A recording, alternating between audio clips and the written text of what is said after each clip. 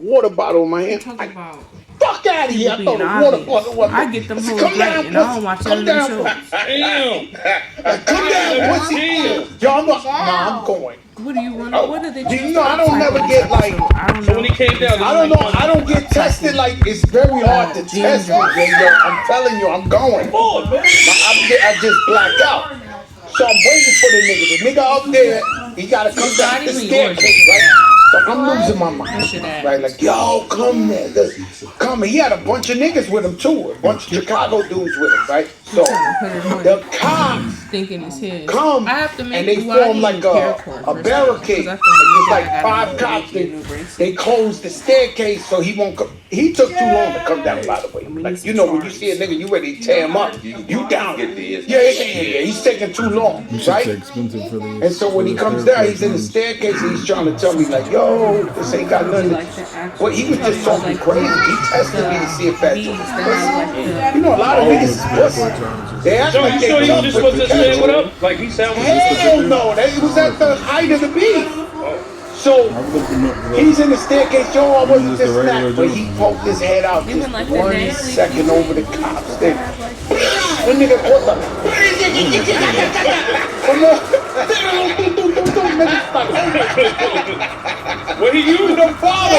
So what he do to the fuck? In the barber, he hit us with the mop bag, yo, it wasn't like that, this, that. Yeah. Then we jump. I tell you, I had I had the ugly niggas with my bag. Alright, give it to him and stop No, I'm breaking just it. telling you, it was like, yo,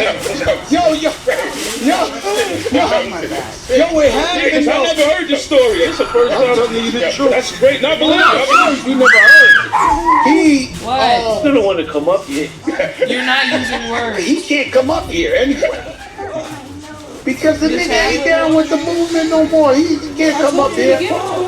Say, what you gonna say? I'll tell him in his face. Come on, Jada, you fucking with Listen, I know. Look, today's show is brought to you by our presenting sponsor, Hard Rock Bet. All right. The NBA is finally back. Where's New York at? Right here. Big expectations this season. You can bet NBA games any night on the app, and if you think you know the future script for this season, lock in your future bets. Is this finally New York's year? Who's gonna be MVP, Rookie of the Year? If you know ball, bet. There's no better time to try your first bet on Hard Rock Bet. Place your first $5 bet, and if it wins, you'll score $150 in bonus bets on top of your payout. Plus, there's new promos every day on Hard Rock Bet, including profit boost for football on Sunday and Monday. So if you're listening to this later, just open the app and check out what you get any day of the week. Download the Hard Rock Bet app and make your first deposit today. Let's get to it. You want to talk about Buck? I never had a problem with Buck. I never kicked him while he was down. But I just think, back in the days, come on, we from New York. When we was at war, it was all grimy tech. I could tell you your grimy tech. I could definitely tell you your grimy tech. Remember when he got Green Lantern fired back in the day? You remember that? No Green Lantern sweats on here. On the No Look. Green is family. Green is family. Green is no Green Lantern. Green is family. You gotta watch Jada and B. That's all I can tell you. Y'all don't remember that? No, I'm from. Y'all don't remember We that? don't want to remember that. Everybody getting on this shit. This is Yayo and Buck. This is Yayo and Buck. Fuck all that, nigga. They in the building. This ain't no regular shit. We talking that shit. What do you do with last? Yo, we was talking last night, like, yo, we really in the Rock Nation building? What's the plan? But I was, shout to Rock Hey, Nation. listen. That was the red flag. I'm like, oh, Toughest person in this building is Jay-Z's sister. You see how you stay away. Sis don't play that shit. Sis don't play that shit. G-Unit beat, you don't remember that? They hurt my feelings a lot, beat. They like to feel you like, oh no, they go that hard. hated that beat. It was nice, I was like, what the nigga? So look, niggas hurt my feelings. So look, Jada Styles, niggas hurt your feelings in the battle. You too, Joe. You just be going in. So, I forgot what it was. We was beefing, and Green Lantern was DJing for Eminem. True story. Jada recorded him. He was talking mad shit. Fuck them niggas, cuz. Beef lock. He didn't even say that. He didn't even. So it was mad funny. They was talking secret strategic battle shit. But to this day, I wanted to ask him on the show, look, strategic shit. Did you get him fired? He got fired. Did you record him? Keep it real. You recorded him. Then that's dangerous. It was involuntary. You record? I gotta watch this shit. During the beat, and he put it, and how did it get out? How did that get out? Before instant, before it was strategic. Yeah. I be talking with Jada. I be talking to Jada. I be like, man, fuck these white niggas over here, man. They trying to this and this. I don't walk around and joke. But man, She might be under I used to fuck with you on that record. I was like, yo, Murder, I always fuck with Joe. Because you was a gangster to me. I'm like, nah, these niggas are gangsters. I never got it why you was scared to fly. I was scared. I'm still scared. I said that on the record. I looked out the window today and was like, thank God I ain't gotta be on the plane. I could never get over that. Remember, y'all be fighting all the time. Let's talk about this bolognese. What's the best shit you ever ate in Turkish or something? Bison burgers. This nigga don't waffle. Yo, this guy. Yo. Yeah, nigga. Cake, caviar. Listen. Let me tell you something. We used to have a little beef with Jay-Z, right? We won't elaborate on that, right? Hip hop. And that man would say, nah. That's not a boy. But the man, every time I thought he said a verse around me, he would be like, Importer Vallarta, $100 million steak, flying over this guy. He don't like them. I was like, damn, all you gotta do is touch that paper. Ain't nobody seeing them with the picture. That's your shit. When niggas try to diss you, you be like, yeah, I was eating this Turkish bolognese eggs in the morning. Issues? Look, you got more money than me. I have a day house working experience. Like how you said, Jay, I'm in a Swiss Alps. He looks like what? So y'all can do that for certain artists. You gotta get out my shit. Y'all can go overseas and do shows. I'm quite sure you do weeks. Where was we at? Go put him in the closet. Germany. In the back closet. Y'all got legendary records. Yeah. So we came about having breakfast in Jersey. We had breakfast. Bolognese with the eggs, Allendale eggs. We sat down, he started stopping. He said, man, who would have thought we'd be eating breakfast with each other? We in all type of country, and then at that, when you in Europe, there's no guns really like that. No, it's laid back. You know, there's no food coloring. You ain't gonna find fruits, flakes, and all that stuff. You gonna find caviar and all that. Last night I was at Nobles with my wife, and for no reason, security nigga, he looked like Israeli or something. Like he was like, he's staring at my table. I'm like, right? The nigga dead ass staring at me. I'm like, listen, I felt uncomfortable, right? I'm eating there because we in Noble. Everybody's hungry. Why do I gotta be the thug nigga? He obviously was somebody's security and he was on me. Like I'm chilling with my family. I'm looking at him, then he gets up. His fucking David Beckham, Victoria Beckham walks out the fucking Noble. I'm like, why had all niggas in here? They owe him. Watch him. I'm not bothering him or nothing like that. I'm sitting there like that, but you know, that's that stereotype shit right there, man. You know. I've been in some incredible. I be following y'all. I can't even pronounce some of the places y'all been doing shows. Yeah. What is it like in them other fucking regions? They make sold out and shit. Me, that's crazy. Like I've been rolling for the last year. Like, you know, for me for the last 10 years fucking with Fifth, that shit been like next month maybe 10 years. That shit just crazy. Like, you know what it be to me seeing that these people barely know English, right? But then when we go perform these records, they know all the words to the records. It's like now they know English. I be like, get the fuck out of here. The nigga like super amazing. It be like, yo, wow, this is amazing. 50 Cent to some people is like Superman. Yeah, that shit be bugging. My people in Dubai, they say they learn the news from 50 Cent.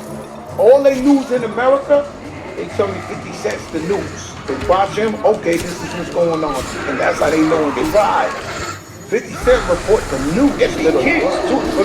For me, I always say I don't want to be on a 50 Cent, Jay-Z, Nas level or certain artist level because it's like you can't go outside and still don't even have to do that. Yeah. So for me, you'll be in the suite, you staying in your room, 50 staying in his room. All right, bet. We got to connect some dude. Yo, we gonna go to stay at Paris. We gonna eat at their restaurant. Or yo, we gonna go to Dubai.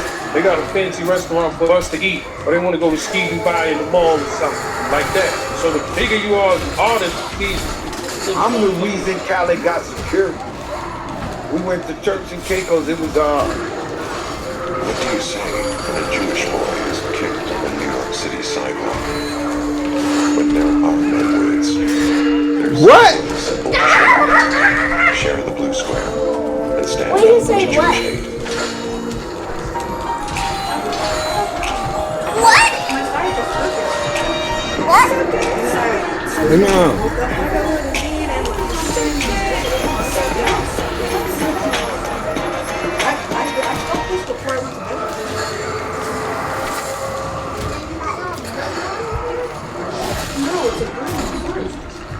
COVID. I did my 50th birthday, right? Khaled took me out there. And we in the middle of the ocean. I looked at the nigga. I said, yo, you too big of a star. He was like, what do you mean? I said, you need, because he never had security. I was like, you need security. I said, like, we need security. He said, what you mean? I mean, like, niggas in front of your house and all that. Because, you know, Selena, it was her #1 fan who killed her. This nigga, everywhere I go with him, is everybody wildin'. I'm like, you might get killed by one of your fans. Like John Lennon and all of it. Nah, I'm telling you. It's like that. You get to that point, I do a show, I'll tell you a story. I do a show in Miami, I sell it out, maybe like 3,000 people. Big front, I'm sitting in the back. 5 fans snuck in the back to get a little autograph. You know, they snuck through. Yo, crack, yo, one pick this. All right, cool. Unannounced. Mark Anthony comes out of nowhere, fold up, comes unannounced. 1,000 niggas in the back. Oh my God, picture Mark Anthony. I said, yo, it's different level of fame. That man cannot go in the restaurant. yo, bro, we did a show. I think we was in Colombia again. This years ago. The incident been there. And yo, I'm telling you, shout out to Edgar. This dude. That's what I tell you about the Latin market. We playing soccer with J-Lo early in the morning. J-Lo, just fuck, that's an experience I can tell you about. So she brought Mark Anthony out. I got pictures of him on Instagram and everything. So he came out and he started singing banana, and the mic went out. And the crowd just kept going crazy. Of course, Edgar fired the mic man back then. But he was like the Michael Jackson of fucking Latin music. Yeah. I'm like, oh shit. He's the only guy. Well, he's one of them now. That whole shit just got big. But for many years, he was the only guy that could come today and be like, concert in Madison Square Garden tomorrow, that shit sold out in 10 minutes. Like, he done ran that fucking play so many times. Like, he'd be like, all right, Barkley. All right, Madison's like, he just and sold out. Like this. It's never been a sold out show for Mark Anthony. He's like Mary J. Blige and R. Kelly combined type shit. Like he's that. Like Mark Anthony, we going. You still listen to R. Kelly? Huh? Yeah, I still listen to R. I ain't gonna lie, I was listening to Big Shit. I checked the R. You can't. Because I feel like none of that over his music didn't catch a shot. Yeah, none of. You wanna? I like that. All they gonna do is. So you listen to Gunna. So it's no. Hold on. We got a conversation. So it's no problem if a guy raps, you listen to their music and stuff. Right now, people really don't care no more. We just don't care no more. We like dinosaurs. It's like if you make good music, regardless of what, look at 6ix9ine. I think he made good. He didn't make good music. Okay. No. But listen, Joe. That nigga's the bottom of the barrel. That nigga's the good in the project. Hold on. 6ix9ine got out of jail, right? Can't do it. Did he have a record with Nicki? Right? When he got out of jail. When he got out of jail, he went on live and had 2 million It people was a smash watching. hit. It was a hit. At the time, it didn't age well. It didn't age well. The views, man. It didn't age well. It didn't age well. Dropped the year, and it got like some paid promos, and then it dropped right after Yo, that. listen to me. Listen, Joe, we in the Listen to me. Joe, we in the I'm new in it. era. All right, well, People don't care. They just want good music. Joseph Anthony Cartagena has the right Not to say a nigga's a fuck nigga, and I ain't fucking with nothing he's doing, or nothing he's saying, or nothing he's doing, or nothing. And I don't. But everybody on that case took a plea, Joe. Hold up, but no, this Thunder took a plea. Thunder took a I plea. was just about to Because say he was that. on camera, you a rat. It's not like he co-operated. He was guilty already. I'm not calling him a rat. I'm just saying it all took a plea. You triggered something because we started with R. Kelly when it's Gunna. You right. You're podcasting now. You gotta know that we're partying out here. Oh shit! Oh shit! Oh, Changing my life, everybody. Yeah. Why not? Changing my life. Why not? If the young boys are doing the streaming and they caking up, why you can't? Wow, Podcast, shit. wake up. Yo, let me just do our toast, man. Let's be done and make You know what? I agree. I agree. shout out to 1800 tequila. We love these guys. Only the best. Strictly the best. Can we get some assistance over here? Matter of fact, I was about to. This is Joe and James. I thought I had beef with him. He got a Wu-Tang shirt on. Wu-Tang is You have beef with Wu-Tang? Look, everybody that beef with 50 beef with. Yo, 50 ain't beef with Wu-Tang, man. What we doing? The mixed drink? I gave Ghostface a pound at this at the Power premiere, right? Y'all go straight up. Real talk. I turned around and looked at my man, Yayo. He said, "Oh, niggas moving funny, huh?" Supposed to be my man. I said, "What happened?" He said, "You know I got issues with this nigga." I said, "Whoa, I forgot." I'm not gonna lie to you, Yayo. I said hi 2 days in a row to the suckers. I said hi to 2 suckers 2 days in a row. I'm not gonna lie to you. I won't tell you who. But I'm just saying, another rat, he ratted on y'all. I'm up in the store and he happened to be up in there and he sticks his hand out. I'm like, yo, he tried to actually like my, I was like, oh, that was, I wasn't supposed to say hi to him, right? And then today when I came up here, some dude, you know, he was like, yo, Joe, you remember me? I'm such and such. I was like, no, another sucker, nigga. Like 2 days in a row. Can I ask you a question? Is there such thing as selective niggas that we know as rats and certain niggas? Very selective. I mean, Even me. even for me, I was Look at Joe. I can't fuck. Joe say even me. Even me. I stay with stuff with certain rats when I know he's a rat. I ain't got no business saying hi. It's selective shit is real. Not because just because we agree, just because he's Selective shit is he real. ain't a shooter. Yeah, what about the rats that he killed? Kill you. No. Kill a rat. No, that's the most Got some killer rats out here. Damn, he gave me the beat. Now, Yo, ladies and 1800. Ladies and gentlemen, we gotta make a large, extensive announcement. You heard? Welcome to Real Report to the Volume family, which is Tony Yayo, Uncle Murder. They have their own podcast on Volume. Definitely. We part of the Valium Up family. They going through the Joe and Jada feed. That means we getting money together. Exactly. Let's toast some 1800. You heard? Definitely. Shout out to Joe and Jada. Dropping in January. Dropping in January, the Real Report. I need them to have 500,000 subscribers out of the Let's gate. go. Yeah. Well, and we definitely wanted, and this happened, this happened on the strength of Fat Joe. We seen them in Germany. Can't even lie. We seen Fat Joe at Germany. Me and Ye was talking about some things that we was trying to do with no bullshit. Joe was just like, "What? Dern, I'm gonna get you the situation, man." He actually got the situation. So, Joe, Rich Play, I see you, Rich.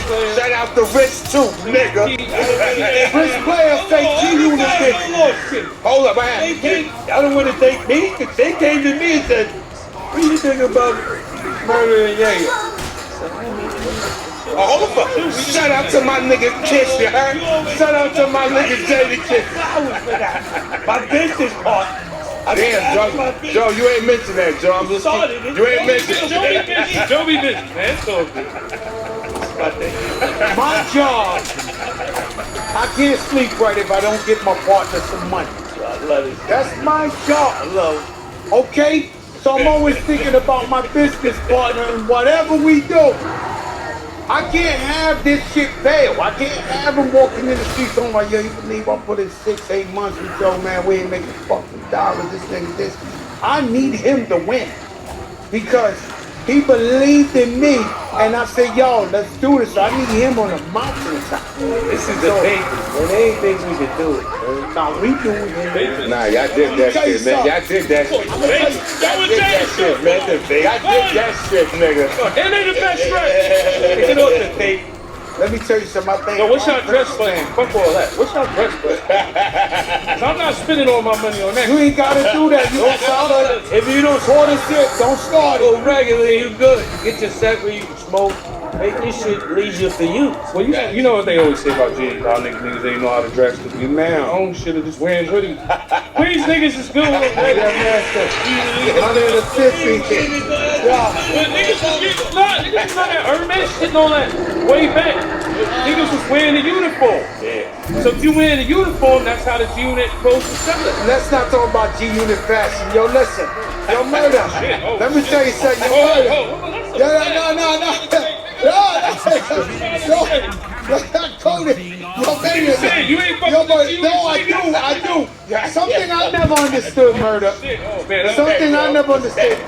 How did you get into G, like, Thank God. you were fucking, Because that shit was going to go yo, forever. how did this happen? How did you get, well, he wasn't in the original G Unit. That shit was going to keep going. And no matter how many people I resurrected, he just kept bringing them back. That shit was it was like an army versus army in there fight. None of that. The rest of peace, Chris Lighty, Chris was trying to come in. He tried to make the whole 50 play happen before Jay-Z. He seemed that you fit. He seemed like, yo, this is perfect. But you know what it was? I had a meeting up there with Chris. He called me to the office one day. And he like, yo, I'll just get there. Me and a couple of my guys. And he don't tell me 50 is coming in the meeting. He don't say like, yo, we gonna meet with 50 today. So I'm just there. Me and a couple of my guys, we chilling, everybody, you know. At that time, niggas running around so crazy. Everybody got their shit in their pocket. We did. Fifth just busted the meeting. Boom. What's up? Looking for a deal? And at this time, I said certain shit about 50, like, coming up. So I was already talking shit about everybody in the game. So when he pop up, I'm like, oh, nah, he on some bullshit. This is setup. That's exactly what. Does he come in like, nigga, you looking for a deal? Loyalty get you awarded around. I got some. Yeah. I go the other way. Suddenly see no place somebody go. What's happening to me? Escape to happy hour at Bahama Breeze. Sip on $6 tropical cocktails and dig into our half-off appetizers every Monday through Friday from 4 to 6 p.m. or late night I don't from know. 9 p.m. to close. Only at Bahama That was Breeze. weird, and to have your homeboy singing it to you in the car was real wild. I'm like, yeah, not from you, nigga. He like, yo, listen, man. I heard that shit you said about me, nigga. He said, you don't know me, though. He said, ain't no real beef. You don't know me. And nigga young. So at the time, I'm thinking, nah, he's trying to line me up, nigga. You know what I'm saying? So we going back and forth, having mad dialogue, talking about shit. He like, what you think, Jay-Z gonna come for you, nigga? I'm like, yeah, Jay gonna come. Yeah, Jay gonna come for me, nigga, Brooklyn. We going back and forth. Then he asked me and my people, one dude said, yo, man, what y'all niggas think y'all gonna sell if you drop? I said, what? Oh, we gonna go, shit, we gonna go gold, platinum the first week. In his head, he was like, you know what? It don't matter. This week he told me years later, he's like, yo, at that point when y'all niggas was like, yeah, we gonna go gold to platinum, he said, I knew it didn't matter what I did for you at that time. Y'all would have felt like y'all already was gonna do that on your own. So you probably was gonna flip on the nigga, say fuck the nigga, because you thought this shit was gonna pop off anyway. This is the shit you Real talk. So he thought like he was looking like, yo, damn, you at that time y'all really thought y'all was bigger than what it was, so I couldn't do nothing for y'all. You would have flipped on the nigga. You would have thought, nah, we was gonna do this already. So he was like, yo, it's crazy how now everything worked out perfect how it was, like now. Cause it was crazy after Jay came for me after that time I see them, so I see the math, they're like, yeah. Thought you said Jay wasn't coming, nigga. He was like, oh, well, let's see what he did.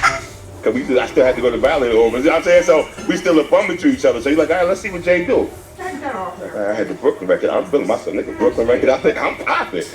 Jay leaves Def Jam shortly after that. I bring him to Fifth again. And he brought everybody out at Governor's Island. I think you were there too. He brought everybody out at Governor's Island.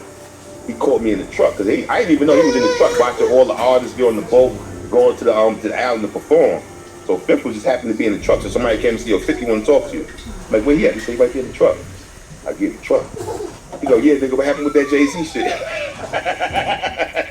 I'm like, yo, yeah, it didn't work out. He said, listen, nigga, if I get another situation, we gonna make this shit right this time. And that was years ago, but then we wound up making it right. That shit worked out perfect. Worked out you know what I'm saying? Yo, you know what's the problem when you were so stupid at?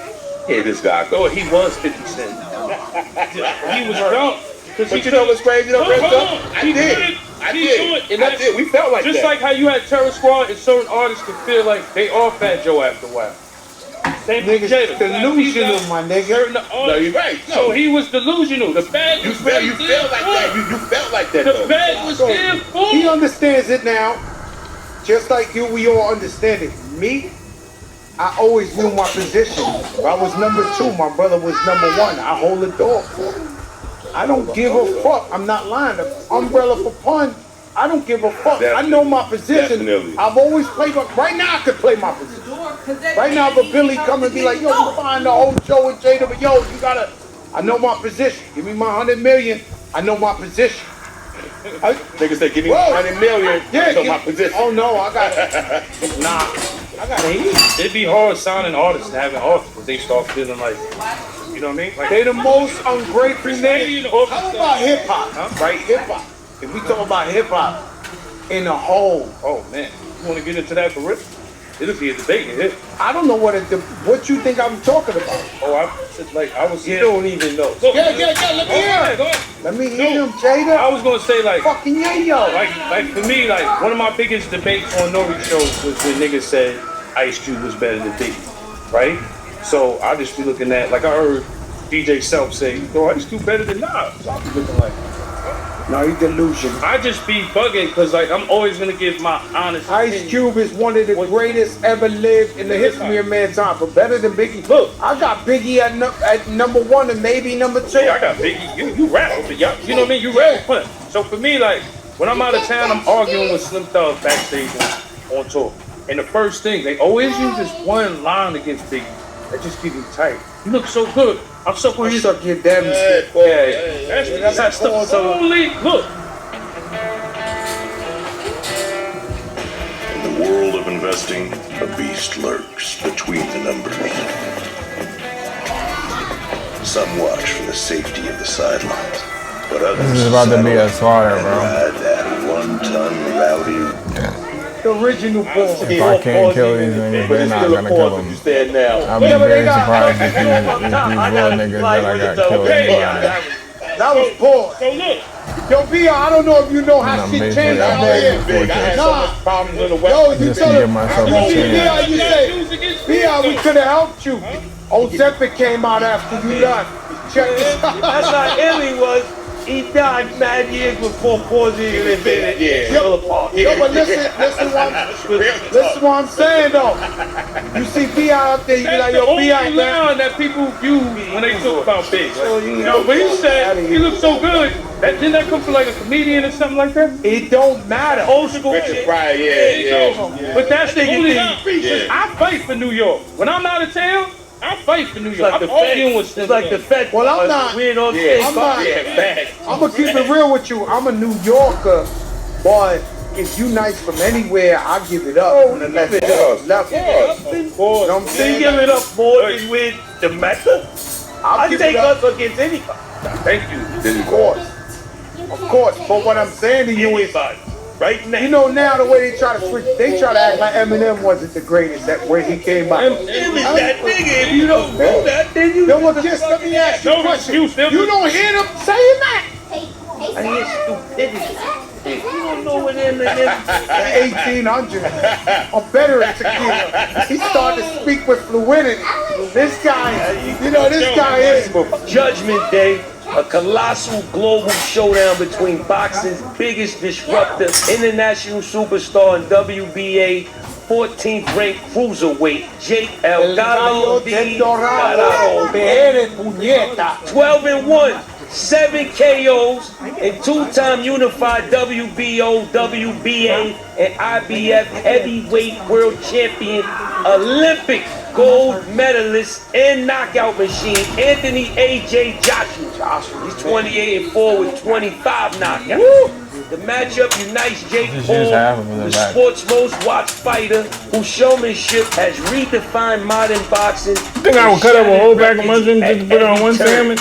And with Anthony Joshua, he is one of boxing's most accomplished, respected, and feared punchers. The corner out. Global Small ones.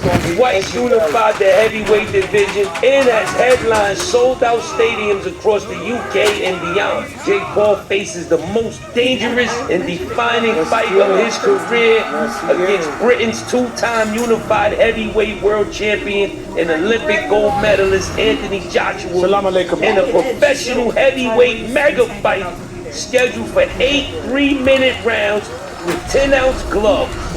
Watch Jake Paul versus Anthony Joshua on Friday, December 19th at 8 p.m. Eastern or 5 p.m. Pacific Standard Time, live on Netflix. Netflix, what's up, baby? Oh, speaking of Fluino, I was watching the Knicks game, and you can never take Clyde's job if you can't use words like you bitch. You can use the word you bitch. I was ready to call you and say, oh, hang it up, Clyde. He got his grammar. His grammar. You wish. This guy, Clyde Frazier. You know, they Knicks, we doing good. You a Knicks fan. You know I'm supposed to. Look, we're winning. It's never been a time where you could just look at the Knicks and just assume we're winning. I watched the game last night for no reason. We won by 20. I'm watching. You know they gonna win. You know, but what I'm saying is, they keep coming up to me. White Jewish ladies, Asian ladies, everybody, they say, yo, Carl Anthony gotta go with Giannis. So I'm ladies, Giannis, the fucking Art, what is it, Art Basel, they coming up to me, hey, Knicks fan. I'm like, hey, this is like, Carl Anthony gotta go. Man, we need Giannis. I said, damn, we winning. I don't think so. We went to the final. Leave it. Go. Leave it how it is. Leave it how it is, right? That's what I'm saying. But if we can get Giannis without giving They don't want you to give up the whole team. They did the whole team for Giannis. They trying to give him OG too, right? They talking about OG. Oh no, he giving up the whole team. If we stuck with Brunson and Giannis, then we gonna be back to Graham, then everybody gonna be mad. Yeah, he ain't lying. Leave it out of this. They already finished. I see that. Yeah. I see that. We gotta rewind the tape to the Stephen A. episode where he was up there, he and Will. Take the whole Even they said give him the dick. I'll give him the dick. They ain't get rid of everybody for Giannis. I'll give him the dick. Nick City there. Give the dances, couple crazy, couple people off the bench. If they gonna win, Carl Anthony Towns, OG, Richards. Yo, so let me ask you something, right? Our beef in the past was more like if we bump into them, it's on. It's World War down. 73. But you allegedly have beef when they shooting at your house and shit like that. Is this true? No, I'm asking you. Like, so they were shooting at you're eating dinner and bullets are flying through the window. Every beef that we had, right? To me was inherited, right? So of course, look. So when you look at Chris Light, recipes for Chris Light, you know that's all we use. Chris Light, you go to the office, you know, any kind of artist. Yeah, everybody's getting named by Chris Light, right? So down the block was Henchman. Henchman was down the block. Chris Light is on. Yeah. Right on the block. 40 was on the corner. Henchman was right here. And Chris Light was right there. So that was more like an inheritance. Like the beef was inherited. There'd be a lot of shit, like niggas be like, yo, 50 Hayes. Now, there'd be a lot of shit behind the scenes niggas don't even know that I can tell you. That's like, niggas ain't know Henchman and Spidey had a fight at Daddy House. I ain't never them niggas got it on. Like niggas, like Henchman was fresh shit that day. You know what I'm saying? You know how it was golden era back then. You remember when Chris had beef with fucking Mike Sean and them back in the day? Like there was a lot of shit going on. My son the his brother now. He got a job with that's my son positivity. I think I squashed that beef. So I'm not gonna say, look. Yes, sir, bro. Don't play. Jada. Yeah. Look, I'm not gonna say Henchman. I had to be at Parkchester. I had to meet at Parkchester the very next day for Chris Lighty to squash that beat. Right, hold that right there. Go ahead. So with the Henchman, I'm not gonna say it wasn't a serious beat. If you do something to somebody's son, I expect you know what I'm saying? Supposedly, to get busy. Supposedly, whatever happened, right? So look, this is how everything really started. I'm not, niggas in jail, everybody know that happened. I ain't driving. Who Kid started the whole thing? I'll tell you why, DJ Who Kid. This year, I'm holiday shopping with the Google Holiday 100. It's a list of the most popular products based on search data from throughout the year. That's how he killed somebody else? Holiday Let's go, shopping, man. the Google Holiday 100 has it handled. Let's go, man. One of the most exciting steps in searching for a home is when you go from browsing online to connecting with the home listing engine. That's why Homes.com connects you directly with the home listing engine. Who knows the most about the home and surrounding area? Click here and boom, you're connecting directly with the home listing engine. Homes.com has the home search you've been searching for. Oh, let's see. Y'all not all I need. I need a green flag. Alright, go ahead. So look, I'm fresh out of jail. I don't know nothing. I don't like, all I know is 50 do always tell me this story though. Yeah, yo. So look, man. I'm fresh out of jail. I don't know nothing. All I know is bitch got niggas on. Nigga, I was with this nigga from 1998 when he was doing Router and fucking on Columbia Records. I was fucking with him back then. You like right? Kobe Bryant. Yeah. I hated him while he was alive, and when he died, I cried 12 hours. This nigga here, I hated him because he rolled with 50, but I loved this loyalty. I was like, man, we need a motherfucker like Niggas this. gotta understand, I was fucking with 50 since 1998. That was the homie. Like, we was going to Columbia Records. This before he got shot. Records with Destiny's Child in the studio. Niggas getting kicked out the studio. I was there for all that. You know what I'm saying?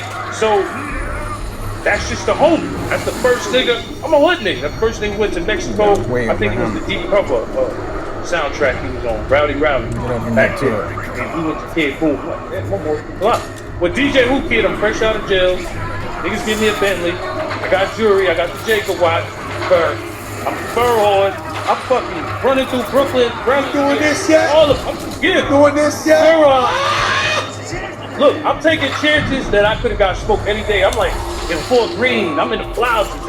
I'm fucking seeing Mano in Brooklyn. I'm in Harlem running the Damn niggas. it, brother. Like I'm in the Bentley. I don't care about him. Anywhere. I just didn't care. I came out of jail, was reckless, young nigga. Didn't know nothing, right? Are you kidding me? So Who Kid's like, yo, what's my man? They froze me up long enough for that to happen. DJ Just Stuff. Rest in That peace, shit DJ didn't Just. make any sense. Mixtape Awards. I'm hyped because we was on all the mixtapes. I didn't know Apollo was gonna be writing down. Nigga, when I got there, Therefore, was that Fifth of Murder nigga should have never went to no fucking mixtape. Sometimes it should be set in the storyline. This shit was like Rikers Island. That's what I'm saying. So look, we get to the mixtape award. I had no idea. I'm just out of jail. I'm like, I ain't know she was gonna be Rikers Island. Apollo was writing. Attica, Green, that shit was walking the yard. Blood niggas in there. That's crazy, son. Wasn't no chick. No, that was crazy. Look, it was no chick. I know those environments. No, but gangsters. So I'm looking around. I know, you walk in the wrong motherfucking environment, you like, yo, what is this, C-76? Who you think it was hosted by? Who? Jimmy Henchman. Who was we beefing with at that time? The Game. Yes. Right? Think about it. That's why, you know, I always say, y'all don't know how Game was fucking with Henchman, because Henchman is always mentioned with Pop. Niggas just hate when you keep it real, because I'm always logical. So, back to the story. So, it's Henchman. So, we there. Now, you know how Henchman is. Rescue the weakling. You know how that shit go. Niggas trying to put the fake press on you. Come over there. It's like Haitian Jack. Haitian Jack and Tuck those wild niggas running around back in the day. Remind me like that. Yo, talk about shit. So I'm looking at him. And he got his hand out. I'm like, yo, I don't want to go back and report. Giving this nigga that, because that's something I can't do that. I'm just a real nigga like that. If I don't fuck with you, I don't fuck with you. Get the fuck out of here. You go, what? You a rapper? You know, you're a street nigga. So he think, nigga, you a rapper. So and then it just insinuated from there. But it was really because of all the Game shit. Because I didn't understand, because I was on Game first album. So I'm an appreciative nigga. I'm the nigga like, yo, I go to the studio with Dr. Dre right now. I'm one of them niggas. Like, if I'm in the studio with y'all niggas, I'm an appreciative nigga. Like, yo, I can't believe him in Dr. Dre. He's opening the cabinet full of Henny. He fucking got the Guido buzz. Yo, shit's crazy. I don't even care if I made it. He made it. I'm just happy to be here. I'm in the studio with Eminem. Oh, shit. I'm in parties with fucking Serena and Venus and fucking, but I'm not stepping them and saying how. I'm just like, oh shit, I can't believe I'm in the party with Jim Carrey. Fuck out of here. Hey, see this nigga on TV. One time we was at a party, seen Wesley Snipes. I started tweaking, started thinking about New Jack City and all that shit. I'm tweaking like, oh shit. Call this nigga Nino Brown, nigga. So for me, it's the experiences. But back to the henchman shit, that's what it started over. And then my Bentley got shot up back of the house. I'm not gonna say that night? Yeah, that same night when I was like, get the fuck out of here. Man, fucking funny shit going on. Chuck E. Cheese don't got a house. Another dumbass, crazy nigga. Chuck E. Cheese don't got a house. So we in that shit. He live in somebody else's house. So now, when I say get the fuck out of here, yeah, he's somebody else's crib. Some niggas from like, no, I think they from Staten Island. Even nigga Teflon, he was part of his case and all that shit, right?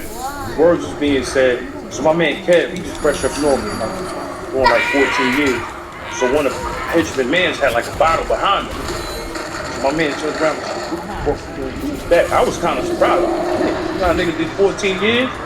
Nigga don't care about a nigga with a bottle behind him. I would've been like, you got a bottle? What the fuck you gonna do with that? So it was like mad shit going on. Niggas pulling out handlers. You know what I'm saying? Shit was crazy. So I got the Bentley and the BP. I jumped in the BP. Big King walked by, lit the Bentley up. In Harlem. That's why I always say, watch them Harlem streets, nigga. Now what about piss on it?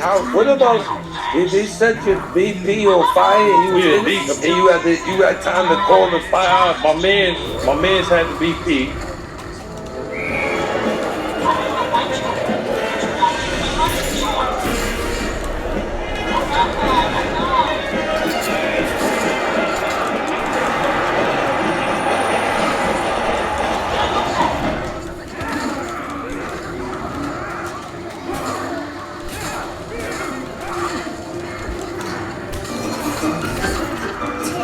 Smell that?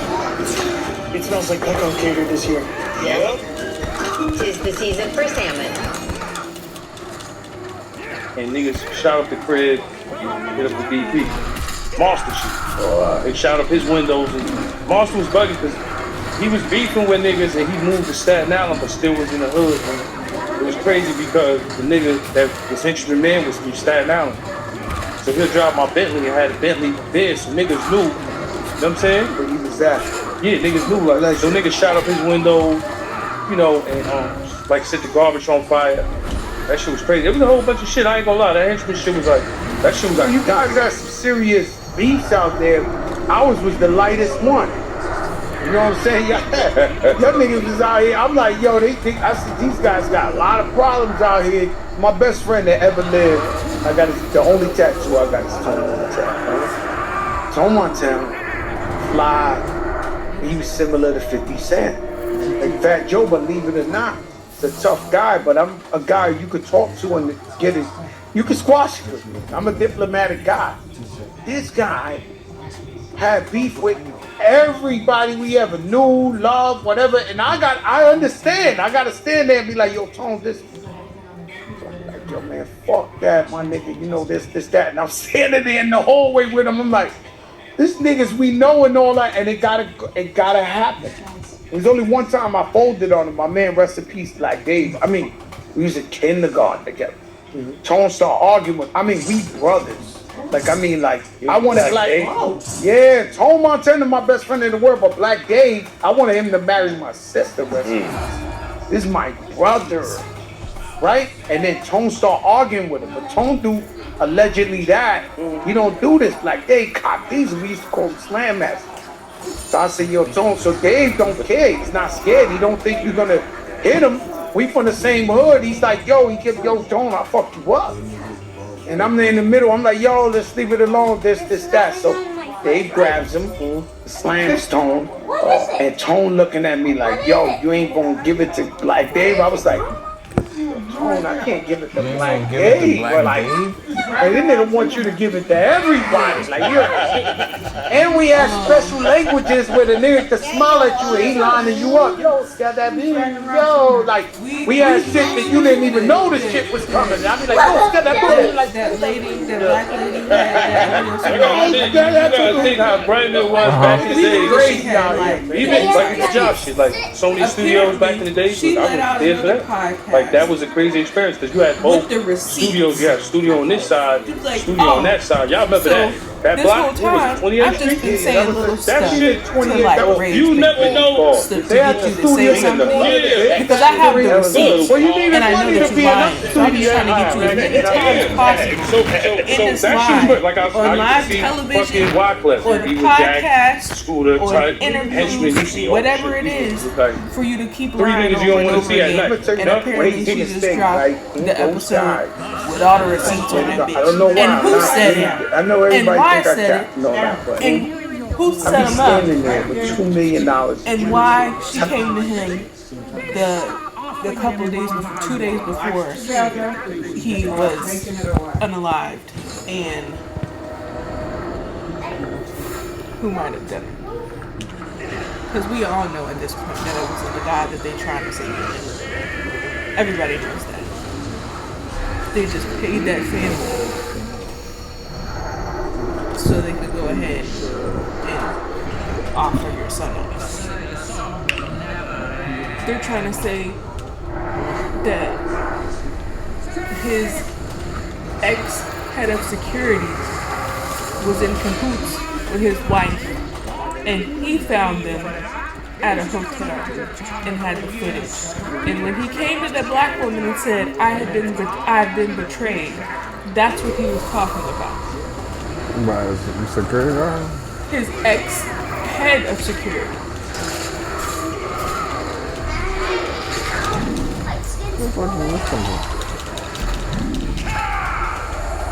So imagine your ex-head of security, and then we know who your new security is, and we already know where they're going to have a gap at in surveilling this area. And you think your ex-head of security, when you've been, I don't want to say high profile, but you've known him for long enough to where you had to have security at some sort of high level, that they wasn't going to know nobody that had a shot like that? Yeah. They knew somebody. They planned it. They was trying to get you out the way. And then she probably just got the clearance from, the orange guy. And then the orange guy just helped fund it. Oh, you're talking about that. Mm-hmm. Oh, I meant to go. I haven't been looking at her stuff lately. I meant to keep up with. I've been trying to keep up with Miss Owens. And we're not on TikTok, so it doesn't really matter. TikTok is pulled. I was trying to talk the code the best that I could. I had to think about what you were talking about. Yeah, she's trying to say that she has the receipts that she was cheating on that man, and that she set him up with the ex-head of security. And then they got the footage. Yeah, I believe it. Like I said, she was throwing up the devil horns on that memorial. I'm like, oh my God.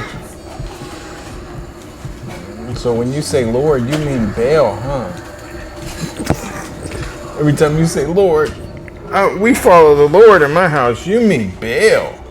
And then apparently that they was only there and only called him like that because he was there trying to get some files from whatever base that they were at, some military operations files that he may or may not have clearance to try and access.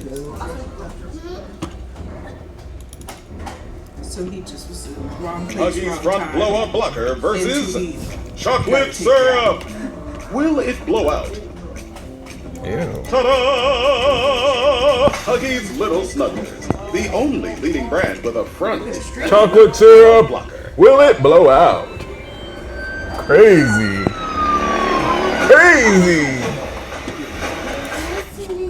Okay, everyone, happy Thursday. I have to tell you that I was laughing so much yesterday because I received a flood of emails from law enforcement officers, military guys that were just like, no way, absolutely not.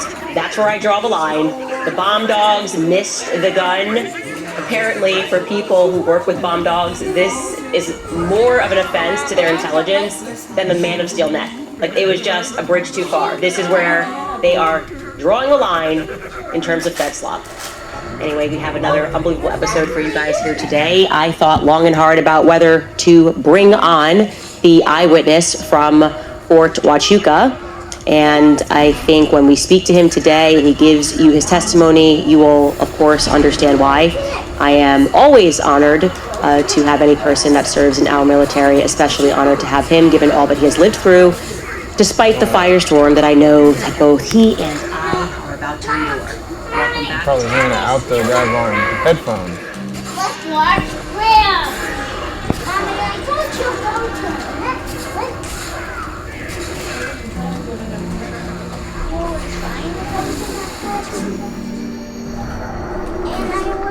Okay, so a couple of things before we get into this interview. The Greens are going. Tell you about this interesting question that I received yesterday from one of our viewers over on Why? What's wrong with you, bro? Just watch something that somebody else wants to watch once. Yeah, take a chill pill. Fragmentation over the floor of Charlie's SUV. I was No, he's struck by this just question he's a because control I'm freak. not kidding. When I tell you that very first thing that I noticed when I went through those photos of Charlie's SUV, I said to my team that it looked like there were shards of glass, like tempered glass that you might see if you drop or break an iPhone. It was very distinct to me in the picture from the blood that is all over the seats, the floor.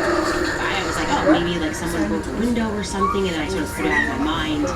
And particularly, I noticed a lot of it spread across that back seat on the floor. So I'm going to show you that, just a couple of photos of that close up so that you can see it, what that looks like, because, yeah, it was just kind of a compelling thing that he noticed something that I noticed, and you can see it was unusual. I think in this person's mind, the line they were going down, I guess the line of questioning that they were going down in their own mind was, is this evidence that something broke on Charlie? Could something have been rigged? And I want to say that we can't necessarily extrapolate that from what we're looking at. It could be 1,000 other things. Somebody could have actually broken a phone in there. Somebody could have had something in there. It could be broken hard candy. I mean, there's a lot going on. And yeah, I did want to address that because it was interesting that he noted it, and asked if he saw the black bits, and I do. That is visually what I see. I am hesitant, by the way, to put up the rest of the photos, kind of still going through that. I want to be slow on that because obviously I don't want the officers, the good guys that are in there who have assisted in this, to be rumbled, right? I don't want people cash to go on a hunt to figure out who gave us what, and people to start getting fired. We need to have the white knights in government, so I just need some time to think about that, and yeah. Anyways, what we can do, however, and we're starting to go there now, we're just addressing these data points, right? These mysterious circumstances, these things that don't necessarily make sense. What do we actually know about that day? And what's really interesting for me is when I review these data points, I can't fathom how there are people out there right now trying to convince you that there is overwhelming evidence that Tyler Robbins has committed this crime. There's no evidence outside of these shady messages that are not even time-stamped. We don't have a confession from him, we have nothing. Okay, so these are just some data points for you to remember as we go through this. The surgeon never confirmed or even suggested that Charlie was shot with a .30-06 or that Charlie had his steel neck that stopped that bullet. Rather, he suggested throughout the course of the conversation that maybe a frangible bullet was used. The lone confirmed eyewitness that we have that was confirmed to the alleged shooter on Lozy Center before the sound goes off, the sound of the shot rings out, has not been contacted by the lawyers or the investigators on either side of this trial, the pending trial. We're now in the phase where investigators are supposed to go out and be collecting more evidence pending the main probable cause. I ain't never seen this. As many times as I played this game, I've never seen this character before. Because this individual is an instructor at a gun range. He claims the weapon that he saw looked more like a 223, quote, something shorter than the one that they found. The person that he observed was wearing what seemed to him to be black tactical gear as face masks, and he describes that person as looking like a professional. The bomb dogs were unable to locate the weapon in the field where it was eventually discovered, despite the fact that they were all over that area. They just weren't on their game that day. And this is not my favorite part of the story. It's just a little, I just didn't expect the reaction to be what it was. I just love the people that are like, no, absolutely, no, we are done with the Fedslov. And instead, what happened was federal agents directed local officers to the weapon. Lucky feds, lucky feds. The canines were not provided with the scent of the weapon once it was discovered, so they did not then take that weapon and then have the dogs trace it back to the top of Los Angeles. What happened? Terrell Farnsworth, several major question marks. He raced to remove the camera that was directly behind Charlie's head. I want to tell you, by the way, I'm reading myself into this, so not a data point, but in my mind, when I imagine why he might have done that, I think it's because they were going to go with this story that a 30-06 hit Charlie Kirk, and what debunked that obviously would be seeing that it didn't go through. There was no evidence of what should have been a tremendous amount of damage done to his neck. I also want to say here, because I've heard that various people like Terrell are getting death threats. Obviously, if you're watching this show, we are investigating what happened with Charlie Kirk. I have been clear that I do believe that there are some people that are engaged in a cover-up. I am never giving anybody the permission to, go be a bandit and go outside and take the law into your own hands. That's not what we should ever be doing. Next data point that we have, federal agents prevented the surgeon from returning to his operating room. That was something that startled him, and he placed a call, presumably to DC, to make them move and to get back in there to make sure that Charlie could federal agents removed the hospital surveillance footage. They were on a manhunt. For some reason, that seemed like something that they should do. That strikes me as tremendously odd. We have that the vehicle in which Charlie was transported to Timpanogos Hospital was not impounded by law enforcement. It's very odd. She's not.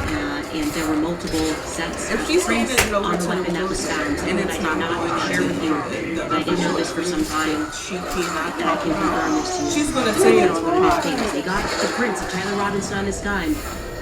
There were multiple sets of prints that were on the gun that was recovered thanks to the instincts of the feds and not the noses of the dogs. And finally, and I think this is a big thing, the footage of Tyler Robinson turned himself in is apparently missing, and I told you guys, and again I'm reading myself into this, and in my investigation I found that their entire story about how the parents turned him in and did the right thing is crap. It is BS. That's not what happened. They were told either, these doors are going to get broken down, or you're going to come in peacefully, and Tyler chose the latter. I also was told by police officers that were there came into the police that they were told not to look at him. They were told to avoid cameras. Very strange things that happened when he did eventually come in, and we won't know how strange because apparently the footage is missing, according to local Utah news. They didn't say FOIA, there's another term, there's a gamma requested for that footage, and we're basically told, well, now there's been an expiration on that footage and we don't have it. So maybe they just mean they already handed it over to investigators, I don't know, but we will wait and see. That's a lot that is going on. I'm going to pivot now because our instincts, which they keep mocking us over, I think are on the money. We're going to talk now about Christianity. I'm putting that in quotation marks because it has been on this podcast a recurring theme, right? I keep sensing, A, that these pastors are dangerous, right? I've covered extensively how even just amongst the Calvary Chapel in particular, there's just way too much of a habit of establishing and drug traffickers as lead pastors of churches. Okay, I'm not saying that people can't find God. I'm just saying that my preference would be that they maybe not be providing access to children, right? If you commit a privileged child. This is a preference that I guess is not, or perhaps is in conflict with the preferences of Rob McCoy, who makes my skin crawl, and showed you that interview that he did with somebody who apparently went on a rampage. He actually went to prison for it, and he was just sort of laundering his reputation and then gave him access again to children. I feel like that is very wrong. For 13 years, he tortured me. He's gonna pay for what he made me become. My name is Kyle Crane. I don't know what they've unleashed. 20% off. Buy now.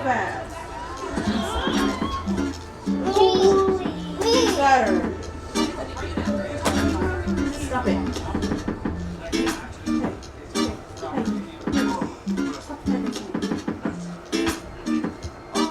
You baby, stop smacking my interest. I have also on the show been speaking a lot about these quote-unquote Christian influencers. Something's not right. A lot of women who seem to know their Bibles for almost the implicit and explicit aim of socially engineering the population, right? Telling you, oh, it's right here in the Bible. Same with the pastors. God doesn't want you to follow Tucker Carlson on Instagram. Josh Hammer is amazing. Candace is possessed by a demon. You don't want to be possessed by a demon, so unfollow Tucker Carlson and unfollow Candace. And I promise there's no other motivations. Candace is just crazy. You should listen to me. Similarly, there are so many conservative media companies who are run by former military intelligence. People that leave naval intelligence, people that leave the Mossad. Suddenly their aim is to speak about Judeo-Christian values. They find God after they leave the military. I'm not saying that that's impossible. I'm just saying that this is something that we have discussed a lot on this podcast. I have been suggesting to you all that faith has been infiltrated by the military, and people laughed. They laughed. Well, you guys didn't laugh, but like, oh, what do you mean by that? Well, you guys pull up a chair because it's about to get even more interesting. Fort Huachuca, as many of you in the military have informed me, is actually an intelligence base. Now, for those of you who are ignorant like me regarding the structure of the military, this is an important distinction to make in your mind, because when we think about military bases, at least to me, maybe you can, you have the same mindset. I tend to think about where they're scrambling off the planes, off of an airbase, if there's an attack, right? Oh, quickly jump into your planes, get into the air, or maybe get into the sea. It just requires immediate response. That is not. Please? Question mark. Please? Question mark. Go for it. I got it.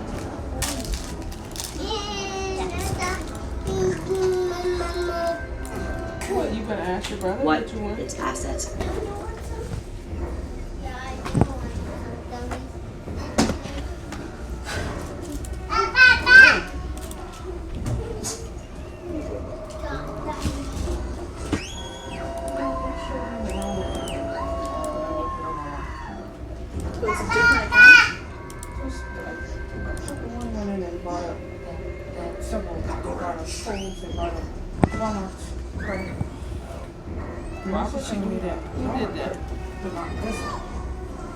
Those aren't regular little kid activities.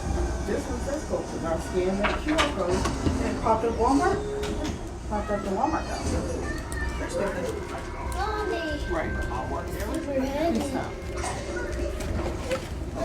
I've been speaking a lot about these quote-unquote Christian influencers. Something's not right. A lot of women who seem to know their Bibles for almost the implicit and explicit aim of socially engineering the population, right? telling you, oh, it's right here in the Bible. Same with the pastors. God doesn't want you to follow Tucker Carlson on Instagram. Josh Hammer is amazing. Candace is possessed by a demon. You don't want to be possessed by a demon, so unfollow Tucker Carlson, unfollow Candace, and I promise there's no other motivations. Candace is just crazy. You should listen to me. Similarly, there are so many conservative media companies who are run by former military intelligence. People that lead naval intelligence, people that lead the Mossad. Suddenly their aim is to speak about Judeo-Christian values. They are God after they leave the military. I'm not saying that that's impossible. I'm just saying that this is something that we have discussed a lot on this podcast. I have been suggesting to you all that faith has been infiltrated by the military. And people laugh. They laugh. You guys laugh. Like, oh, what do you mean by that? Well, you guys pull up a chair because it's about to get even more interesting. Fort Huachuca, as many of you in the military have informed me, is actually an intelligence base. Now, for those of you who are ignorant like me regarding the structure of the military, this is an important distinction to make in your mind. When we think about military bases, at least me, maybe you can, you have the same mindset. I tend to think about where they're scrambling off the planes, off of an air base, if there's an attack, right? Now, quickly jump into your planes and get into the air, or maybe get into the sea. It just requires an immediate response. But that is not what Fort Huachuca in Arizona is, okay? It is a hub for intelligence training. Civilians can be turned into intelligence assets on this base. They can take courses to join the intelligence community, okay? Just giving you one example of an email that I got, quote, just FYI, Fort Huachuca is where soldiers go for their MIT courses. That is Army Military Intelligence. Once a soldier has finished basic training, they go here for their advanced training for their actual job in Army Military Intelligence.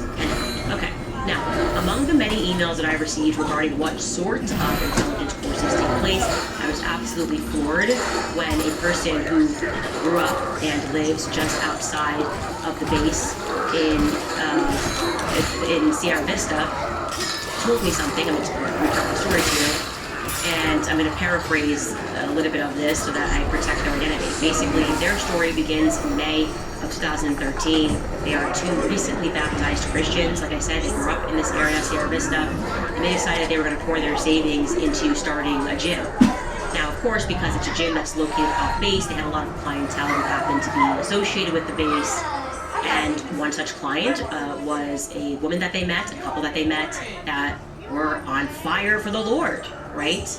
That couple made a sizable investment in their gym and became, quote unquote, founding members, okay? So the gym owners were drawn to this couple because they were so bold in their faith. They were like, I loved the bold proclamation of their faith, and we thought this is great, this is going to work.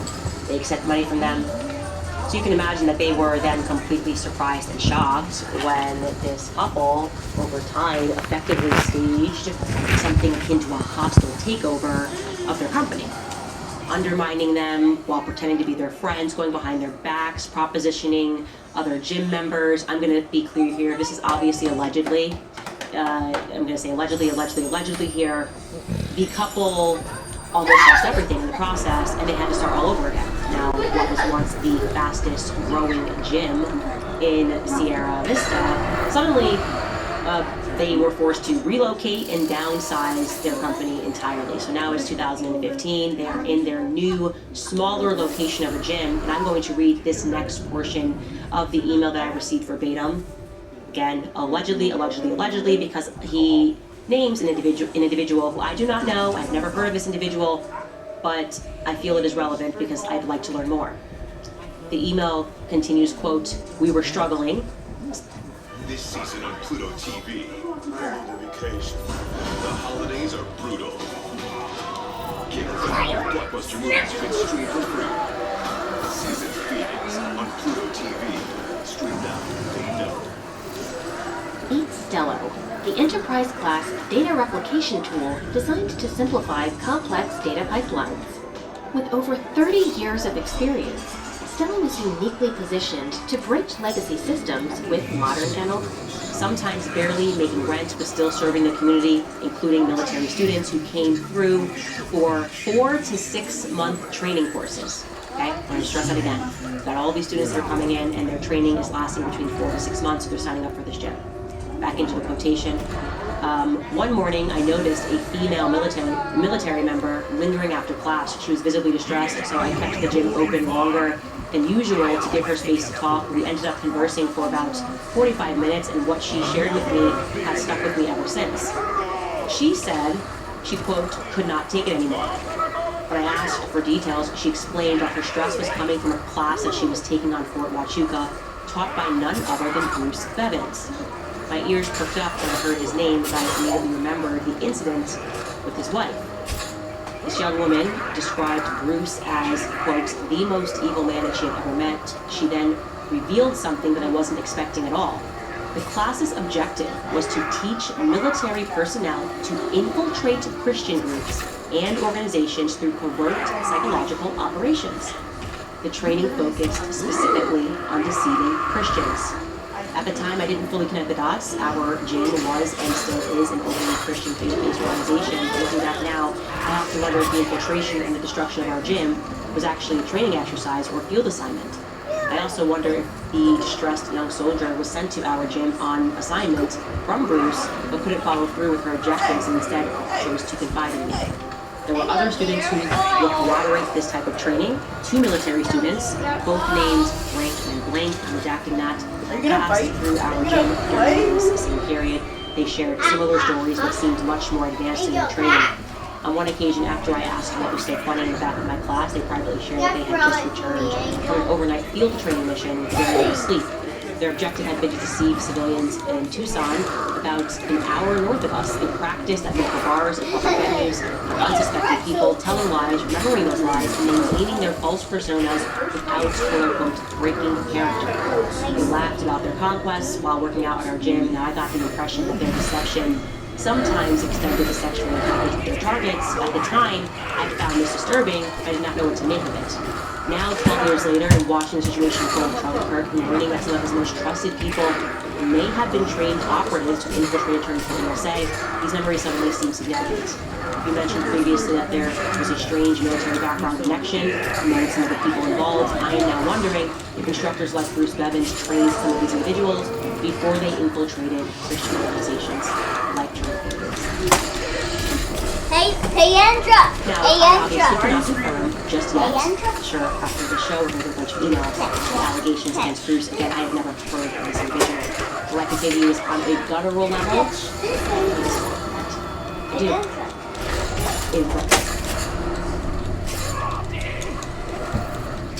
Hey, Andra!